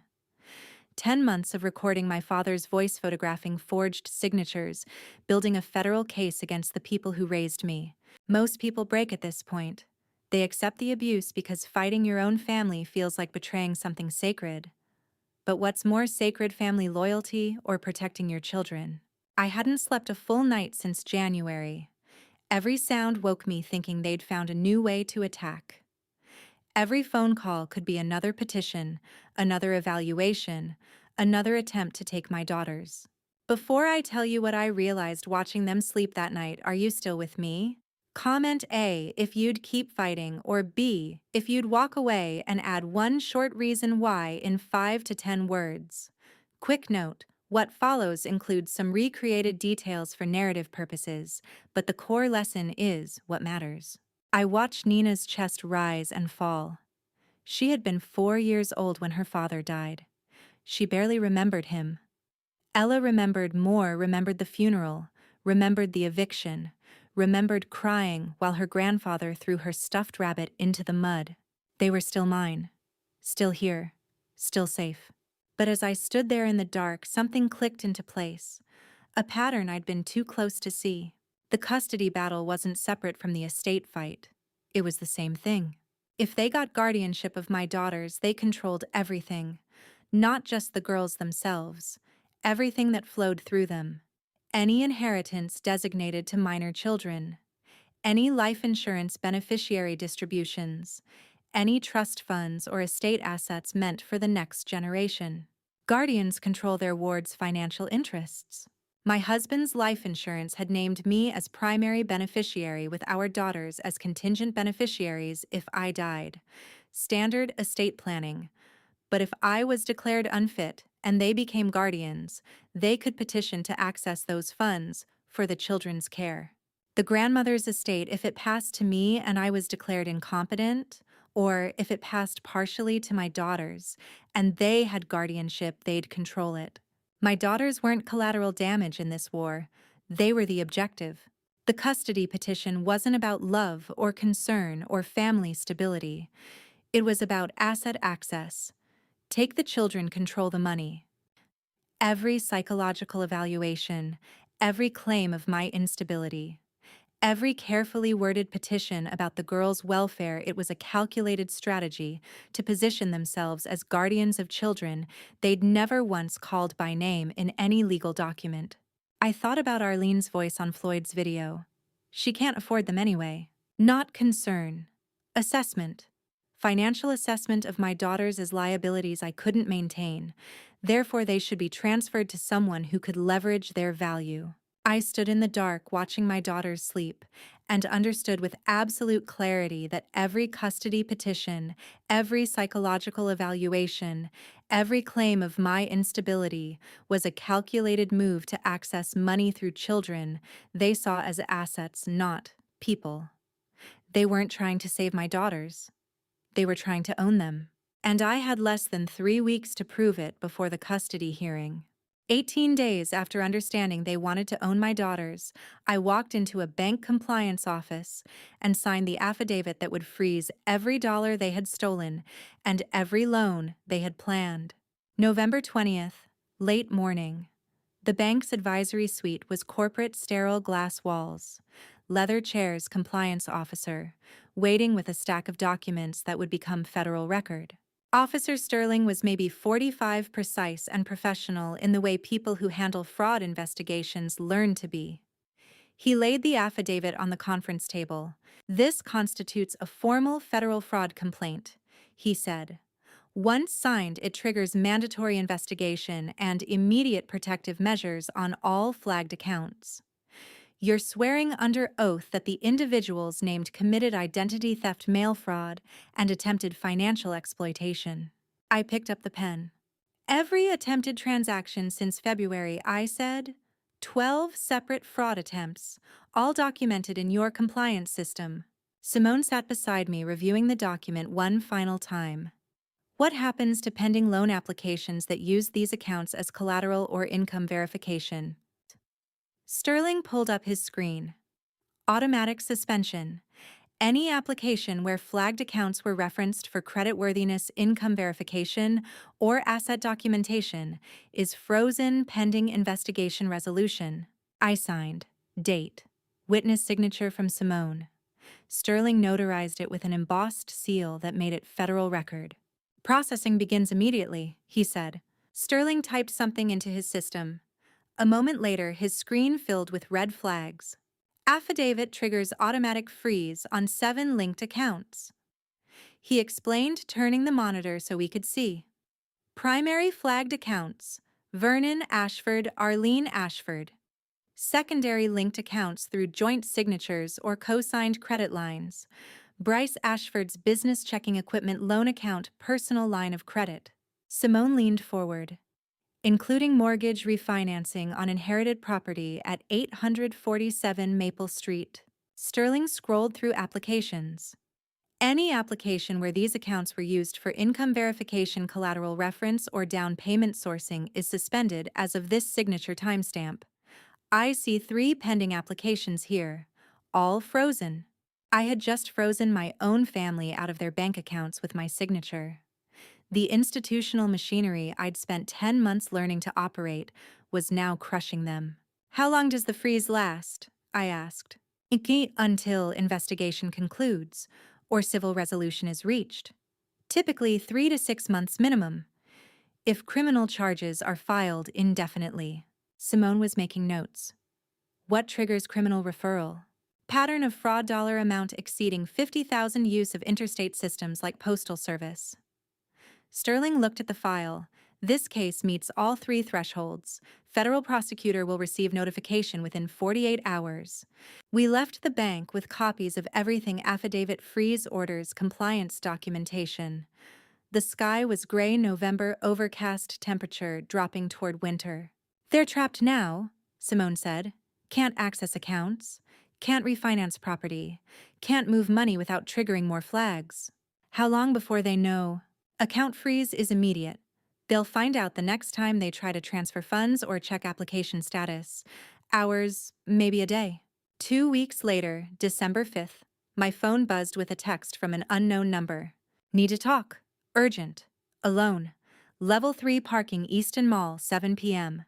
I recognized the phrasing immediately. Corporate precision. Careful word choice. Vanessa. I called Simone. She's breaking cover, when I said. She's the one who left the anonymous warnings. Could be a trap, Simone warned. She's implicated in their fraud. She might be recording you for their defense. She also has access to documents we don't: internal planning, email chains, debt records. It's worth the risk. Bring your phone. Keep recorder running. If anything feels wrong, leave immediately. That evening, I drove to Easton Town Center, found level 3 of the north parking deck. Vanessa's car was parked in the corner, engine running exhaust steam in the cold air. I parked beside her. She flashed her headlights once. Got in. She looked terrible. Makeup couldn't hide the dark circles. Hands shaking on the steering wheel. This is the only time I'm doing this, she said, not looking at me. I can't be associated with what comes next. She pulled a flash drive from her purse, pressed it into my hand. Her fingers were ice cold. Complete documentation. Bryce's debt ledger going back 3 years. Email chains between him and your father planning how to divert insurance funds. Refinancing timeline for your grandmother's house. Why now? Because they're accelerating everything. Trying to close the mortgage refinance before December 31st. Your bank freeze becomes permanent at year-end and the custody hearing concludes. They're in a race. My sister-in-law was sitting in a dark parking deck handing me evidence of federal crimes because she was more afraid of prison than of my family. My name is on the witness signatures, she said, her voice breaking. The refinancing documents. The insurance transfer forms Bryce had me sign as witness. If this becomes federal prosecution, I'm implicated. I have 2 sons. I won't go to federal prison for your brother's gambling debts and your father's ego. What's on this drive? If everything. Debt collection notices, email evidence of premeditated fraud, the mortgage application using your grandmother's house as collateral, even though they don't legally own it yet. Timeline showing they planned custody seizure as financial strategy. Your attorney will know what to do with it. She started her car, hand on the gear shift. They have until December 31st to refinance that house before your bank freeze locks everything permanently. Bryce told Vernon they'll leverage it whether you're the legal owner or not. They're not stopping. She looked at me, finally eyes hollow with fear. I was never here. She backed out before I could respond. Drove away. Left me sitting in a dark parking deck holding a flash drive that contained evidence of everything my family had done. Vanessa pressed evidence into my hand because she loved her sons more than she feared my brother. The flash drive felt heavy, larger than its actual weight, and I had 26 days to stop them from mortgaging a house I was about to prove they had no right to touch. 3 days into the new year, I woke to an email with a court seal that said the judge had frozen my parents out of the estate without even giving them a chance to argue. January 3, 2024, 6:47 a.m. My phone buzzed on the nightstand. Email notification, court filing system.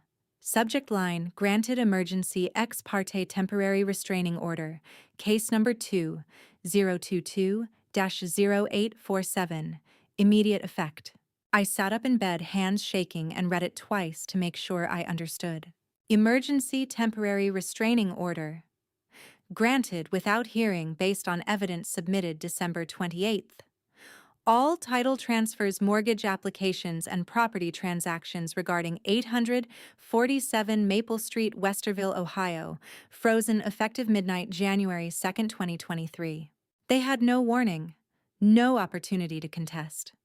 The judge had looked at our evidence, doorbell footage, forged signatures, bank fraud affidavits, Vanessa's flash drive, and decided it was strong enough to freeze everything immediately. I called Simone. She answered on the first ring. You saw it, she said. Not a question. It says, granted without hearing. How is that possible? Evidence was overwhelming enough for emergency order. Video footage of child endangerment in freezing weather. Documented pattern of fraud across multiple institutions. Bank compliance freeze already in place. Judge determined immediate harm risk justified ex parte relief. Ex parte. One-sided. We presented evidence. They didn't know we were asking for an injunction.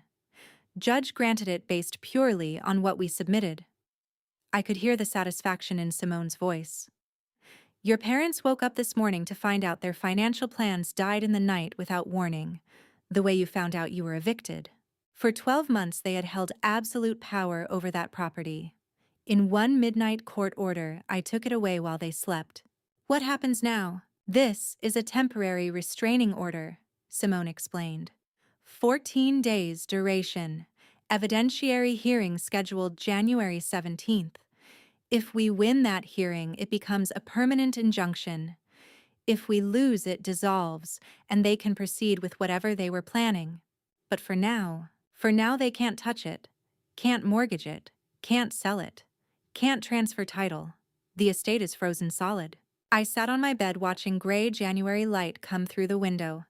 My daughter's still asleep in the next room. 14 days. 2 weeks to make this permanent. What do we need for the evidentiary hearing? I asked. Every piece of evidence we have presented in unbreakable chain. Floyd's video, police report, bank fraud documentation, forged signatures, Vanessa's flash drive. And I want Floyd's original field notes from that night, full unredacted version.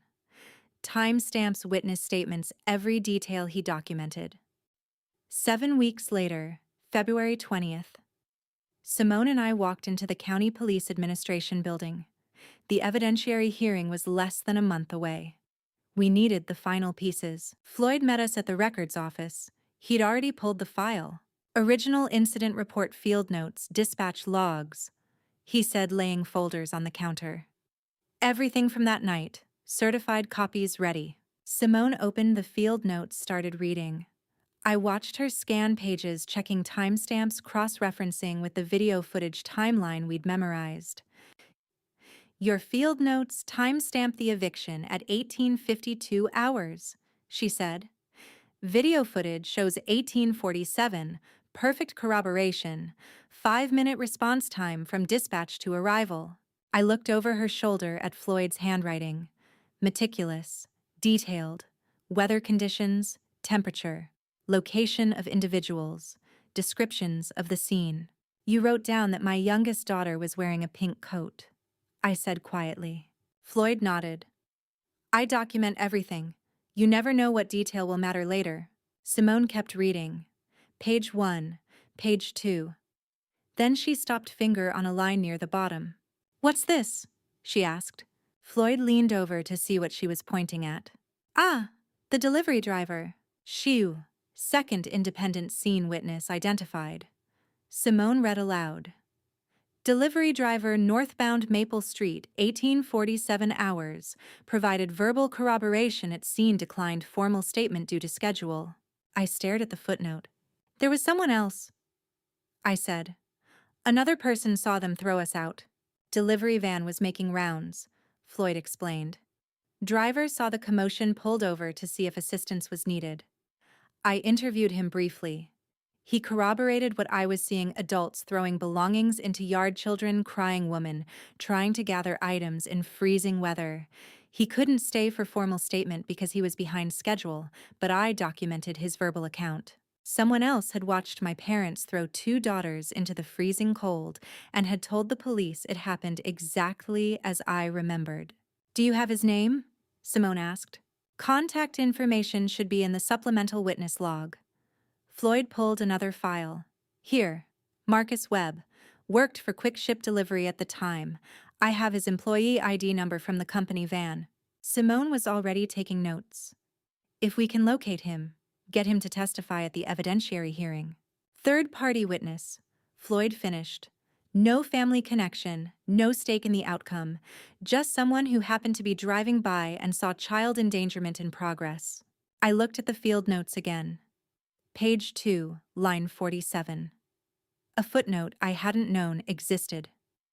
A delivery driver whose name I'd never heard.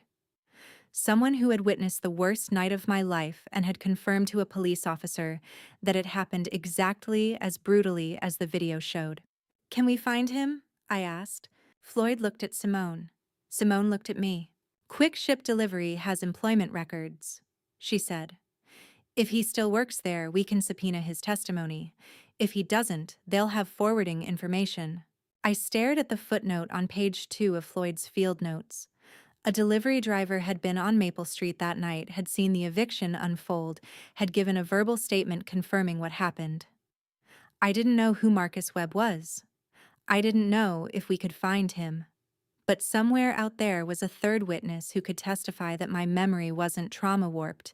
It was exactly as brutal as the video showed. And if we found him, my parents would have no defense left. The delivery driver slid a folded napkin across the diner table, his hands trembling. I wrote down everything I saw that night, he said. Your father dragging you toward that truck. Your mother filming it.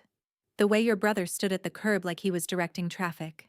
March 5th, mid-morning. Riverside Diner in Westerville, coffee going cold between us. Marcus Webb was 34, laid off from Quick Ship Delivery 3 months after that January night, finally willing to talk now that he understood what was at stake. I was making my last delivery run, Marcus said. Saw the commotion from the street. Adults throwing bags, kids crying. I pulled over to see if someone needed help. That's when I heard your father shouting. Simone had her phone recording on the table between us, visible legal. Marcus had agreed to everything: statement, testimony, cross-examination. What did you hear? Simone asked. He was dragging you toward a truck. You were trying to pull away. He shouted, "You'll get nothing, you understand nothing." Then your mother said something about the girls being better off without you. Marcus looked at his coffee. I've got daughters. 2 of them. What I saw that night, it wasn't discipline. It was cruelty. The statement he'd written on that napkin 18 months ago matched Floyd's field notes, matched the video timestamp, matched everything. Why didn't you give a formal statement then? I asked. Marcus's expression tightened. I'd just been written up for falling behind schedule. Company was looking for reasons to lay people off. If I'd stayed another hour for police paperwork, I'd have been fired that week instead of 3 months later. He pushed the napkin toward Simone. I'm sorry I didn't do more, but I'm here now. 2 weeks later, Simone prepped him for cross-examination in her office. Briar Whitfield would attack the employment gap question. Why he'd waited so long suggest he was being paid to lie. Simone had the counter evidence ready. Marcus's GPS delivery route data from January 20th, 2022, showing him on Maple Street at 6:47 p.m. Delivery manifest, time-stamped.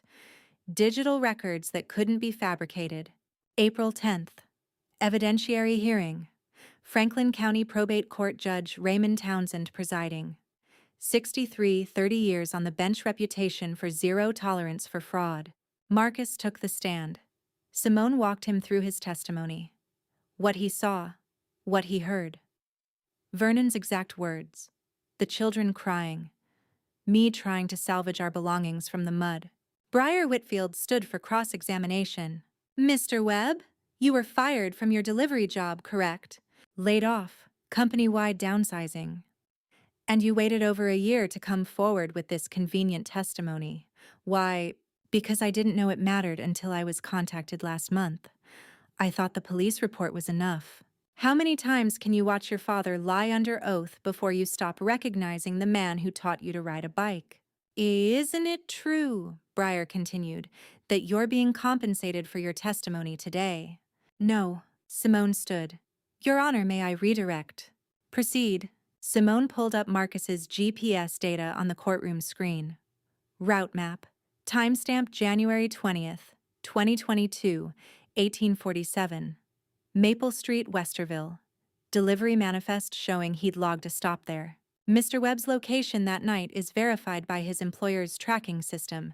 He was exactly where he said he was, exactly when he said he was there. This isn't convenient testimony. It's corroborated fact. Briar sat down.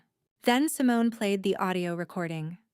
Vernon's voice from August 2022 captured on my phone during a call he thought was private. Sign the waiver or lose your daughters, Leora. That's the choice. The courtroom went silent. Every person in that room heard the threat in his voice. Briar objected. Authentication of this recording. Digital forensic analysis is in evidence, Exhibit 12. Simone interrupted. Recorded August 14th, 2022 at 11:23 a.m. Metadata verified. No evidence of tampering or editing. Your client's voice, your client's threat permanently documented. I closed my eyes when Vernon's recorded voice filled the courtroom. Not because I didn't want to hear it, because I'd heard it every night since August, playing on loop in my nightmares. I looked at my father. His face had drained of color. Simone moved to the custody dossier my parents had submitted, pulled it apart piece by piece. The CPS letter they claimed proved neglect, never filed with the county. The gambling allegations, no casino records. The addiction claims countered by my clean toxicology screen from Dr. Hayes dated March 1st, 2023. Breyer stammered through objections. None of them held. Judge Townsend leaned forward. Mr. and Mrs. Ashford, you have 48 hours to provide documentation supporting the claims in this dossier. If you cannot, I'm referring this matter for contempt proceedings. After the hearing, I walked out into the courthouse hallway. Vernon was waiting. You're destroying this family, he said, voice low and venomous. I looked at him. This man who'd taught me to ride a bike, who'd walked me down the aisle at my wedding, who'd thrown my daughters into freezing sleet because I wouldn't let him steal from me. You already did that, I said. Arlene grabbed his arm, pulled him toward the exit. Simone appeared at my shoulder. They'll escalate before the final hearing, she warned. Stay vigilant. That night at 11:34 p.m., the email arrived. Subject: final warning. One attachment. I opened it. Photo of Ella and Nina leaving Westerville Elementary School. Backpacks bouncing, braids swinging, completely unaware they were being photographed. Timestamp on the image: 3:47 p.m., April 10, 2023. Hours after Vernon's courthouse humiliation. No message, no demand. Just my daughters captured by someone who knew their school, their schedule, their route home. Someone was watching them. Someone who knew I'd torn apart Vernon's custody dossier that morning. I forwarded the email to Simone and Officer Sterling. Then I sat in the dark living room until dawn, phone in one hand, kitchen knife in the other, listening for footsteps on the porch. The mediation room smelled like stale coffee and fear. July heat pressed against the courthouse windows, but I felt cold, the kind that settles in your chest when you know someone's about to lie to your face. Vernon sat across the conference table in a charcoal suit that probably cost more than my rent. Arlene beside him, hands folded like she was praying. Bryce slumped at the end, his left eyelid twitching every few seconds. Vanessa wasn't there. I'd noticed that. Simone opened her folder with the deliberate calm of someone holding all the cards. We're here because the court ordered it, not because my client needs anything from you. Vernon smiled. The kind salesmen use before the bait and switch. Leora, we're family. This has gone too far. The girls need stability, not courtrooms. They needed stability in January 2022, I said, when you threw them into a snowstorm. Arlene flinched. Bryce's eyelid twitched faster. The mediator, a tired woman named Sandra Collins, cleared her throat. Mr. Ashford, you requested this session. What are you proposing? Vernon slid a document across the table. Single page, typed. $85,000, clean break. Leora drops all claims, we drop the custody petition, everyone moves on. I didn't touch it. Simone did, scanning it in 3 seconds. This is 20% of the estate's value. It's generous, Vernon said. Considering the legal fees you're accumulating, Simone doesn't work for free. Neither do forgers, I said. How much did you pay to fake my signature? Sandra raised a hand. Let's stay constructive. What was Vernon really buying with $85,000? My silence, my daughter's futures, or just time? Simone set the paper down like it was contaminated. The estate is worth $410,000. Insurance, property accounts. Your son owes $180,000 to creditors. You tried to steal everything by forging guardianship documents, intercepting mail, falsifying custody claims. Now you're offering pocket change. Bryce shifted and something in his face cracked. Not anger. Desperation. We don't have time for... Bryce? Vernon's voice could have frozen water. But Bryce kept going, words tumbling out like he'd been holding them too long. The mortgage deadline's August 15th. If we don't... Enough. Vernon's hand slammed the table. Coffee cups rattled. August 15th, 6 weeks away. I leaned forward. What mortgage? Silence. The kind that screams. Simone's pen moved across her notepad. 3 words I could read upside down: foreclosure pressure point. Arlene broke first. It's none of her concern. This is about the girls' welfare. This is about your welfare, I said. You need that estate money to save your house. Vernon recovered fast. Too fast. Everyone has financial pressures, Leora. That's why I'm offering you a way out. Take the $85,000. Give your daughters a fresh start. Away from their home, I said. Away from Celeste's house, which she left to protect us from exactly this. Bryce's eyelid wouldn't stop twitching. I watched it pulse 3 times, 4, 5, and realized he was breaking. Not from guilt. From fear. How much do you owe? I asked him directly. He opened his mouth, closed it, opened it again. 180. Business loans. I thought the Riverside expansion would. Bryce stopped talking. Vernon stood buttoning his jacket with sharp, angry movements. Sandra, we tried. My daughter-in-law clearly isn't interested in resolution. Sandra checked her notes. The court requires good faith negotiation. We offered her $85,000. Vernon snapped. She's refused. Document that. Simone didn't stand. We'll document that you offered 20% of an estate you tried to steal through fraud, forgery, and falsified custody claims. We'll also document that your son just admitted financial motive for said fraud. Bryce went pale. Arlene grabbed his arm like she could hold him together through fabric. I looked at Vernon, really looked at him. Past the expensive suit and the controlled expressions. I saw what Liam must have seen his whole childhood. A man who believed rules were for other people. That love was a transaction. That family meant ownership. No, I said. Vernon turned slowly. Excuse me. No. I don't accept your offer. I don't accept your lies. I don't accept that my daughters should lose their inheritance because you can't manage money. Something flickered in his eyes. Not anger. Calculation. You'll regret this, he said quietly. I regret not recording you saying that, I answered. Simone smiled. Actually smiled. The court reporter's getting every word. Vernon grabbed his briefcase. Arlene and Bryce followed him out like ducklings. Bryce's shoulders hunched under weight I couldn't see, but could imagine.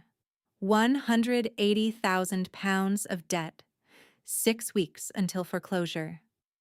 A father who'd burn the world before admitting failure. The door clicked shut. Sandra exhaled slowly.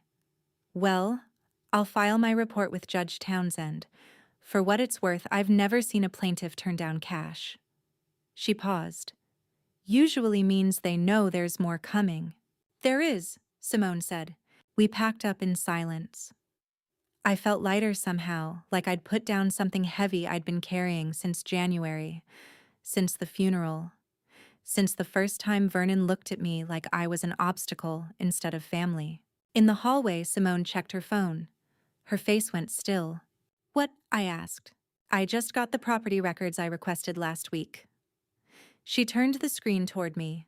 Vernon filed a preliminary lien against Celeste's house on June 28th. 3 days before this mediation.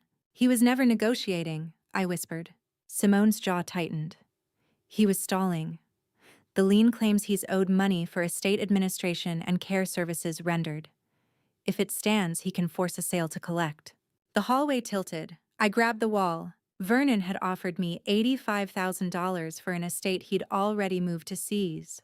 The courthouse AC hummed overhead. Somewhere down the hall, a door opened and closed. Normal sounds. Normal day. Except Vernon Ashford had just declared war 3 days ago, and I'd been sitting in mediation thinking we were negotiating peace. How long do we have? I asked. Simone was already texting someone. 30 days to challenge the lien, but Leora... She looked up. If he filed in June, he's been planning this for weeks, maybe months. Whatever he's got, he thinks it's bulletproof. I thought about Bryce's twitching eyelid, Arlene's tight grip on his arm, Vernon's calculated calm when I'd refused. They weren't desperate. They were confident, which meant somewhere, somehow, they had something I didn't know about yet. Something that made Vernon believe he could file a fraudulent lien and walk away clean. My phone buzzed. Unknown number. I almost didn't open it, but I did. One line: he has Celeste's medical records from 2019. Check her signature. No name, no context. Just a warning from someone who knew exactly what Vernon was planning and wanted me to know I was already 3 steps behind. Simone placed the sealed envelope on the evidence table. Celeste Ashford's handwriting swept across the front in faded blue ink. To be opened only if my estate is contested by my son. The anonymous warning about medical records had kept me awake for weeks. But Simone had been calm when she called. Vernon filed something she'd said. So did Celeste. Checkmate beats check. Now I sat in Franklin County Probate Court watching Vernon stare at his dead mother's handwriting. September morning light slanted through tall windows. The room smelled like old wood and fear. Judge Raymond Townsend settled into his chair. Ms. Garrett, your opening statement. Simone stood gray suit, sharper than Vernon's. Your Honor, over 19 months, Vernon Ashford has forged documents, assaulted his daughter-in-law during illegal eviction, fabricated custody claims, sent threatening photographs of his grandchildren, and filed fraudulent liens. But Celeste Ashford anticipated this. She lifted the envelope. Vernon went rigid. Mrs. Ashford left instructions with her attorney. If Vernon contested Leora's inheritance, this envelope was to be opened in court. Notarized March 2022, 1 month before her death, witnessed by Dr. Hayes and her estate attorney. Breyer Whitfield rose. Objection. Posthumous documents require authentication. Retrieved from safe deposit box per will instructions. Simone said. Bank records confirm it was sealed March 15, 2022, and remained untouched until last month. Judge Townsend studied the envelope. Notarized and witnessed. I'll allow it. Vernon's hands were flat on the table, white-knuckled. Arlene looked smaller somehow. Bryce sat at the far end, eyelid twitching. Simone broke the seal, paper tearing too loud. She extracted bank statements first. Between January 2019 and November 2021, Vernon Ashford transferred $47,000 from his mother's accounts using power of attorney, canceled checks for non-existent home repairs, medical expenses already covered by insurance, cash withdrawals for care services never provided. The statements fluttered onto the evidence table. Vernon's signature on every transfer slip, bold, confident. Vernon Ashford embezzled from his own mother while she experienced cognitive decline. For 3 years. Vernon surged up. Those were legitimate expenses. Mr. Ashford. Judge Townsend's voice froze him. You'll have your turn. Sit. Vernon sat, jaw working. Simone lifted a single sheet. Blue ink, Celeste's handwriting shaky but clear. Mrs. Ashford wrote this March 2022. Dr. Hayes certified her fully competent, no dementia, no confusion. She read aloud. Dear Leora, if you're hearing this, Vernon contested the inheritance I left you. That tells me everything I feared is true.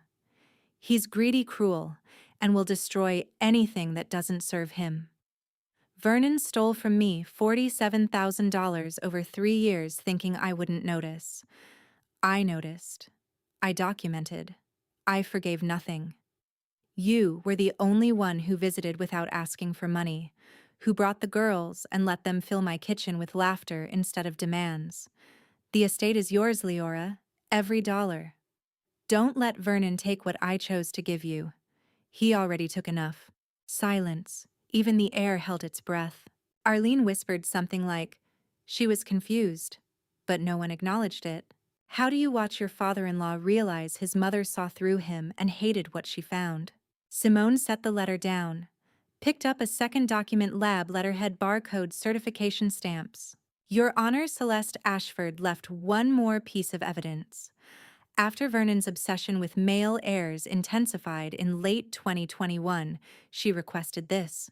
She held up the paper, DNA Diagnostics Paternity Analysis. In February 2022, Mrs. Ashford ordered a paternity test. She'd suspected for years that Arlene had an affair in 1995. The results are conclusive. Simone's voice stayed flat. Just facts. Bryce Ashford is not Vernon Ashford's biological son. 0% paternity match. The world tilted. Vernon made a sound animal and broken. That's impossible.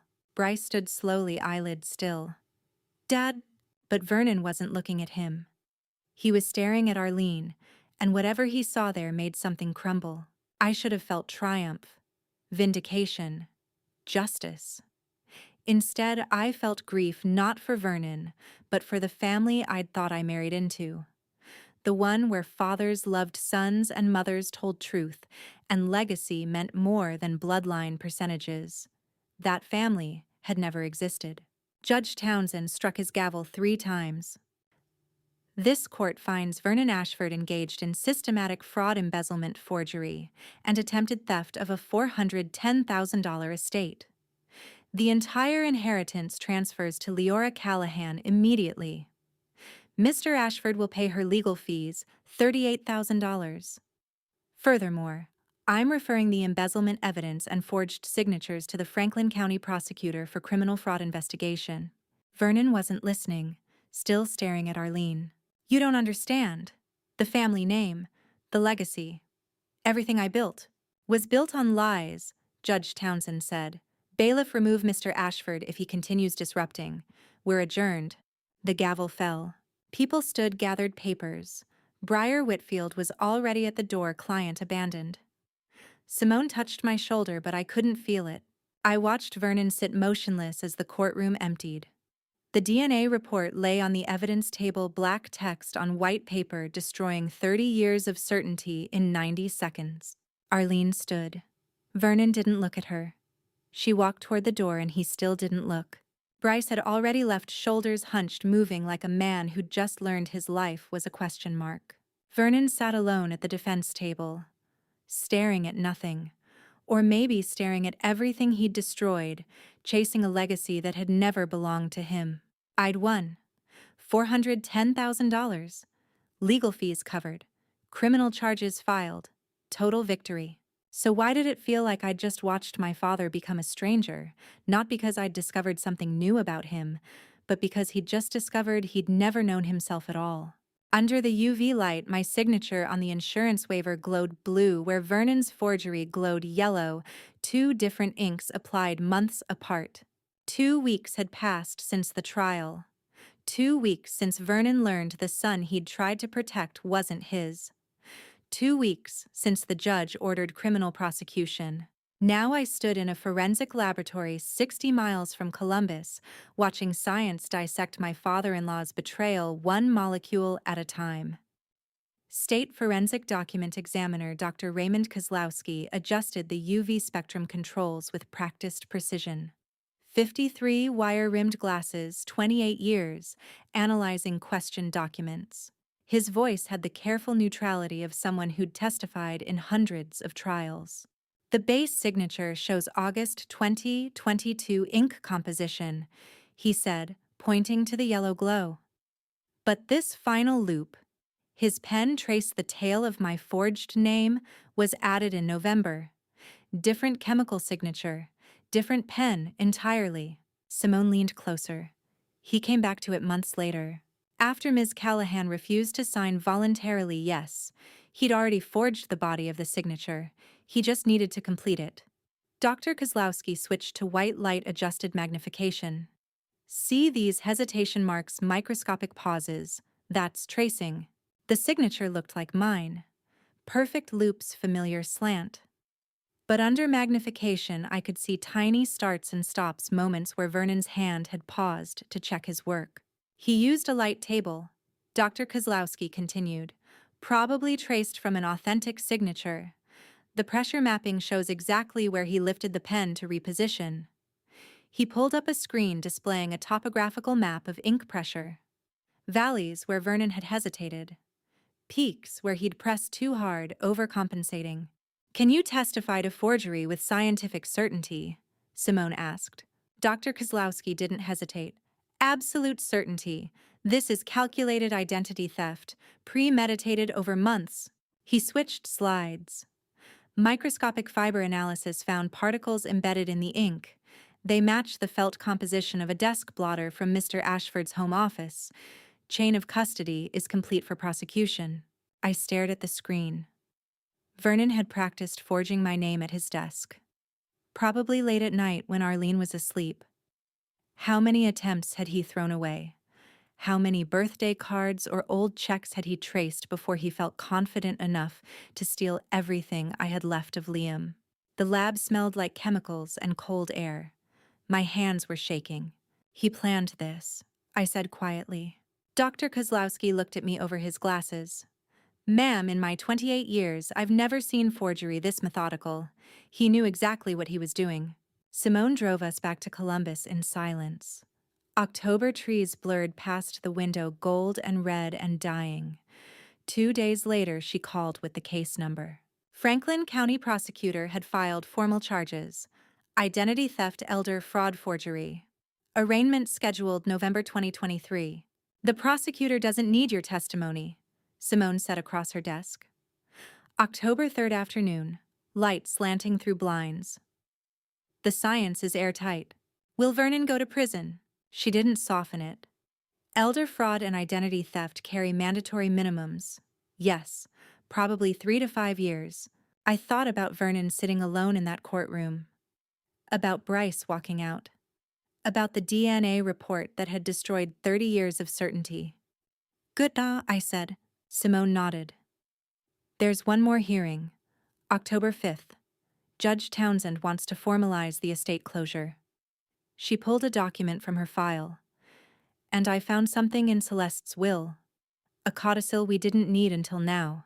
2 days later, I sat in the same probate courtroom where Vernon's world had ended. He was there too, thinner somehow, suit hanging loose. Arlene sat 3 seats away from him instead of beside him. Briar Whitfield looked like she wanted to be anywhere else. Judge Raymond Townsend took his seat. Final probate hearing in the matter of Celeste Ashford's estate. Ms. Garrett. Simone stood holding a single page. Your Honor, Celeste Ashford's will contains a previously undisclosed codicil. We didn't present it earlier because it required certain conditions to activate. She read it aloud, Celeste's words echoing in the quiet room. If my son Vernon causes harm, physical, emotional, or financial, to my surviving grandchildren or their mother Leora, he forfeits all administrative authority over this estate and may not contest its terms. This clause activates retroactively from the date of first harm. Celeste Ashford predicted her son's greed, Simone said. She built a trap. Briar stood. Your Honor, this codicil wasn't disclosed during initial proceedings because Mr. Ashford hadn't activated the harm clause yet, Judge Townsend said. He did that when he assaulted Ms. Callahan on January 20th, 2022. I watched Vernon's face the exact moment he understood his mother had seen through him years before she died. Not just suspected, known, and planned for it. The look wasn't anger. It was recognition. The same expression I'd seen when the DNA results were read. The moment you realize you never understood the person you thought you knew. Judge Townsend read from prepared notes. Vernon and Arlene Ashford are hereby stripped of executor status, barred from contesting estate distribution, and prohibited from contacting Leora Callahan or her minor children, except through court-supervised visitation if, and only if, Ms. Callahan consents. He looked directly at Vernon. Mr. Ashford, you have forfeited every claim to your mother's legacy. Vernon's voice was hoarse. She was my mother. I had rights. You had responsibilities. You chose theft instead. Judge Townsend struck his gavel once. The $410,000 inheritance transfer is finalized. Ms. Callahan's legal fees will be paid from the contempt penalties already levied. This court is adjourned. The gavel fell. People stood, gathered papers. Briar was already at the door. Vernon sat motionless, staring at the bench, mouth open, like he was still processing that the woman he'd stolen from had anticipated his theft and nullified it before she'd even died. Celeste hadn't just protected me. She'd made sure Vernon's greed would destroy him completely. I walked out without looking back. Outside, October's sun felt too bright. I found my car, started the engine. Then I saw him. Vernon sat on a courthouse bench, briefcase on his lap, staring at nothing. He'd been sitting there since I'd walked out 15 minutes ago. Just sitting, not moving. Arlene stood 15 feet away, phone pressed to her ear. Even from across the parking lot, I could read her body language. Divorce attorneys? She was already calling divorce attorneys. I drove past them both without stopping. In my rearview mirror, Vernon didn't move, didn't watch me leave. Just sat on that bench with his briefcase staring at the courthouse that had stripped him of everything he thought made him matter. The patriarch reduced to a man on a bench. And I drove away. The bank compliance officer slid the recovery ledger across her desk, 23 fraudulent transactions totaling $127,840, all traced back to Vernon's insurance forgery. 5 days had passed since I'd watched Vernon sit motionless on that courthouse bench. 5 days since Arlene had started calling divorce attorneys. Now I sat in First National Bank's compliance office watching the financial wreckage spread in neat columns across a screen. Karen Mullen opened the recovery file with practiced detachment. 47 sharp gray suit, 15 years investigating financial fraud. Her voice had the careful neutrality of someone who'd seen every variation of theft. "Every dollar your father-in-law touched is contaminated," she said. "The bank has legal obligation to recover. Insurance payout, he redirected $125,000. Fraudulent transfers from Celeste Ashford's estate, $2,840 in caregiver reimbursements that were never provided. Vernon has 30 days to return it. Failure triggers federal fraud referral." Simone leaned forward. "How much did Vernon actually spend?" Karen clicked through spreadsheets. "He transferred $89,000 directly to Bryce Ashford's creditors. Gambling debts, business loans. The rest is frozen in Vernon's personal accounts, what's left after legal fees." The math landed like a fist. Vernon had stolen my insurance payout to bail out Bryce. Not to save his mother's estate. Not for family legacy. To cover his sons', his not sons' gambling debts. "What happens to Bryce?" I asked. Karen's expression didn't change. "Clawback law is clear. Creditors must return fraudulently obtained payments. Once they do, Bryce's debts are reinstated, plus legal fees for the recovery process. His creditors aren't going to be patient the second time." Outside, October cold pressed against the windows. I thought about Bryce's eyelid twitching during mediation, the mortgage deadline, the desperation in his face when the DNA results were read. "Vernon's remaining assets won't cover the recovery demand," Simone said. It wasn't a question. "No," Karen confirmed. "Bankruptcy and criminal charges, both." We walked to a coffee shop 2 blocks away. Simone ordered black coffee. I ordered nothing, hands too unsteady to hold a cup. "Bryce will lose everything," I said quietly. Simone's voice was flat. "He already lost everything when he helped Vernon forge your signature. He has a son, 5 years old. So do you. 2 daughters, who watched their uncle throw their clothes in the mud." I knew she was right. Knew it the way you know winter's coming when the leaves turn. But knowing didn't make it easier. 5 days later, Bryce was waiting in the school parking lot. I'd just picked up Ella and Nina from Westerville Elementary. 3:15 October, sun already low. The girls were arguing about whose turn it was to pick the radio station when I saw him leaning against a blue sedan I didn't recognize. Gaunt. That was the word. He'd lost weight since the trial. His eyelid was still twitching. I locked the car doors, told the girls to stay put. Bryce approached slowly, hands visible, like he thought I'd run. "Leora, please, I need to talk to you." I stayed between him and my car. "How did you know I'd be here? School district records are public. Please, 5 minutes."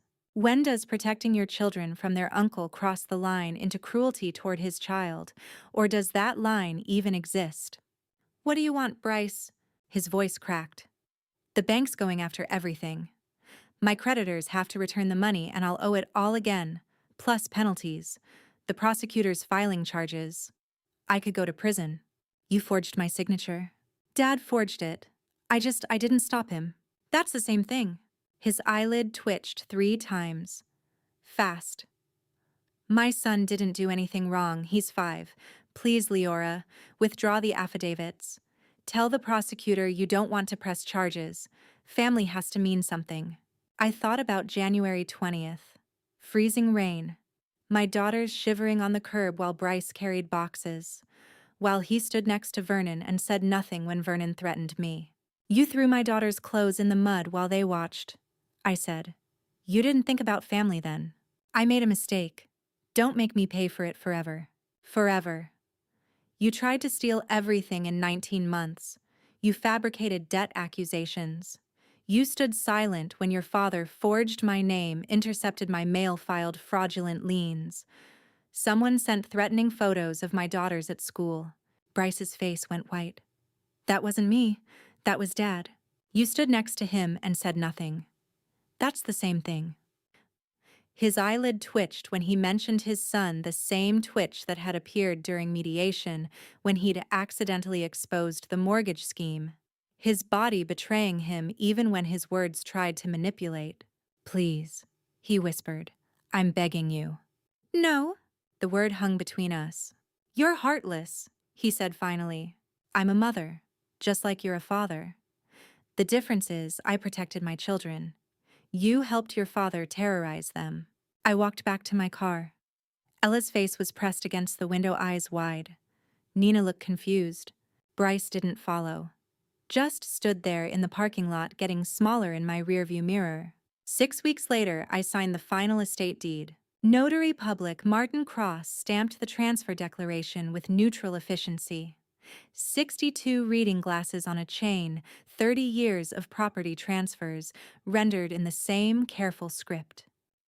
Sign here, and initial the transfer declaration, he said. My hand was steady.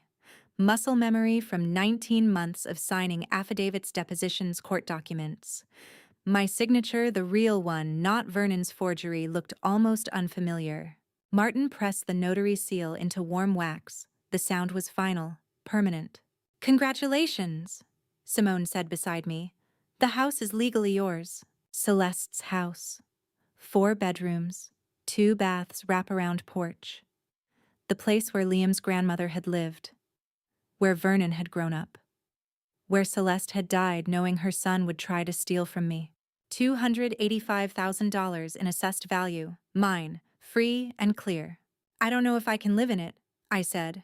Simone touched my shoulder.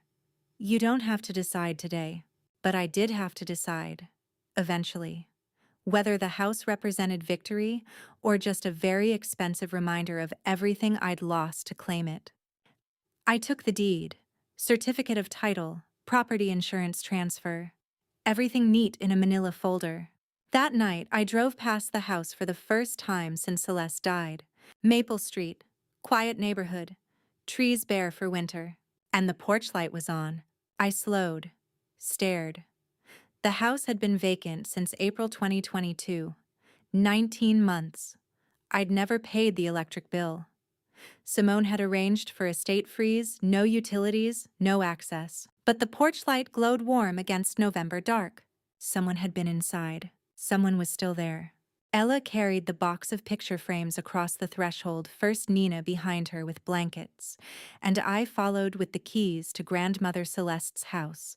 My house, now our house. The porch light glowed in afternoon December sun.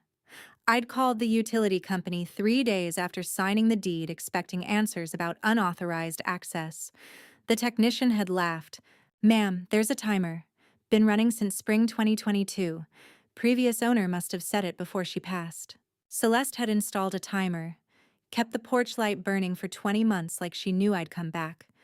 Like she'd anticipated Vernon's theft and my eventual return. Now Ella stood in the living room, spinning slowly. Is this really ours forever? Forever. No one can take it. Nina tugged my sleeve. Will Grandpa Vernon come back? I knelt to her level. 6 years old now. She'd been 4 when Vernon dragged us into January's sleet. No, honey. The judge said he can't, because he did something bad. Yes, but it's over now. Ella touched the wall like she was testing if it was real. 9 years old, carrying memories I wished I could erase. Are we safe here? I pulled them both close. We're safe. I promise. They spent the afternoon exploring. Ella claimed Vernon's old bedroom's second-floor south-facing window overlooking the maple trees he'd climbed as a boy. Nina chose Celeste's sewing room, smaller but with built-in shelves perfect for her books. I unpacked boxes in the kitchen, listening to their footsteps overhead. Laughter. Real laughter. The kind that doesn't have fear underneath. That night, Nina asked more questions. Why couldn't we visit Grandma's house before? I measured my words. Age-appropriate truth. No trauma details. Grandpa tried to take something that wasn't his. The judge made it right. Did he go to jail? Not yet, maybe soon. Ella looked up from the book she was reading. I remember the truck. When we had to leave the other house, my chest tightened. I remember too. You cried. I did, but we're okay now. She studied my face with those old soul eyes that made her seem older than 9. You're not crying anymore. No, I'm not. December 31st morning, I sat at Celeste's kitchen table, my kitchen table, and signed the paperwork. $50,000 to the Central Ohio Domestic Violence Coalition. Emergency housing fund for single mothers. No press release. No publicity. Just my signature beneath Celeste's photo on the wall. 50 families wouldn't sleep in cars because Vernon tried to steal from me. How do you explain to your daughters that their grandfather tried to destroy them without destroying their capacity to trust anyone ever again? You don't. You show them that safety exists, that locks hold, that judges enforce justice, that bad men face consequences. You don't teach them to forgive. You teach them boundaries are sacred. Celeste would approve. She'd built those boundaries herself. Integrity clause, sealed evidence, DNA test ordered while Vernon still thought his secrets were safe. She'd known her son would choose greed. She'd planned accordingly. I'd followed her blueprint. Fought 19 months. Watched my family obliterate itself in probate court. And won. That afternoon, I unpacked the legal documents. Timelines spread across the living room floor. January 20th, 2022. Eviction in freezing rain. September 15th, 2023. Trial verdict, DNA revelation. October 5th. Vernon stripped of authority. December 30th, 2023. Homecoming. 23 months fighting family for what grandmother intended. Vernon's criminal trial scheduled February, but I no longer obsessed over outcomes. Prison or probation, bankruptcy or settlement, none of it mattered. I already won. Not because Vernon would face consequences. Because my daughters slept without fear. Because Ella asked if we were safe, and I could answer yes without lying. Because $360,000 sat in accounts Vernon couldn't touch. Insurance policies. He couldn't forge titles. He couldn't contest. Justice wasn't forgiveness. Justice was this heavy locks, clear title emergency fund for 50 mothers who'd face their own Vernons. Revenge is a forest fire that consumes everything. Justice is a deadbolt that keeps the fire outside where it belongs. I didn't need Vernon to apologize. I needed him to leave us alone. The court ensured it. No contact except supervised visitation if I consented. I hadn't consented. Wouldn't. Ella and Nina deserved grandparents who visited without calculating asset values, who remembered birthdays because they loved them, not because inheritance was at stake. Vernon had proven what he valued: money, legacy, male heirs that didn't exist, not his granddaughters shivering on a curb. So no visitation, no reconciliation, no forgiveness. Just boundaries. December 31st, 11:59 p.m. I walked upstairs, checked both bedrooms. Ella asleep with her book still open. Nina curled around her stuffed elephant, both breathing steady. Safe. Distant fireworks flashed against windows, neighbors celebrating. New Year, fresh start, all the cliches that felt true for once. I turned off the hallway. Light walked downstairs, locked the heavy oak front door. Deadbolt Vernon had installed in 1987 when this was his house, his mother's house, his inheritance. Now it was mine, ours. I placed my phone face down on the counter, no longer waiting for threatening calls, no longer afraid of footsteps on the porch, no longer checking the rearview mirror for Vernon's car. 19 months ago, he'd dragged me to a truck while my daughters watched. Tonight, they slept in his childhood bedroom and he couldn't touch us. The inheritance he'd tried to steal paid for their safety. The house he'd tried to claim sheltered them. The family he'd destroyed no longer had power over us. That was justice. Not the courtroom kind, though that mattered. Not the criminal prosecution kind, though that was coming. The real justice was this: Ella asking if we were safe, and the answer being yes, because I'd made it so. Vernon had taught me one lesson I'd never forget. Family isn't blood.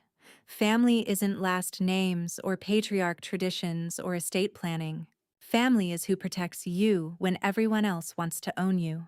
Celeste had been family. She'd protected me from her own son. Rachel, who'd helped me record Vernon's confession, family. Simone, who'd fought 19 months without billing me for overtime, family. Floyd Townsend, who'd saved doorbell footage, family. Marcus Webb, who'd testified when he could have stayed silent, family. Vernon, who'd stolen my signature and threatened my daughters, not family. Just a man facing consequences. At midnight, fireworks exploded over Westerville. I stood at the locked front door, hand on the deadbolt, and felt nothing but the weight of the key in my palm. Not victory, not vindication, just peace. Upstairs, my daughters slept in the house Vernon tried to steal. The porch light glowed on Celeste's timer. The deed bore my name. And the door was locked. We were home. And to you, listening to my story, remember, this family betrayal doesn't announce itself with fangs and claws.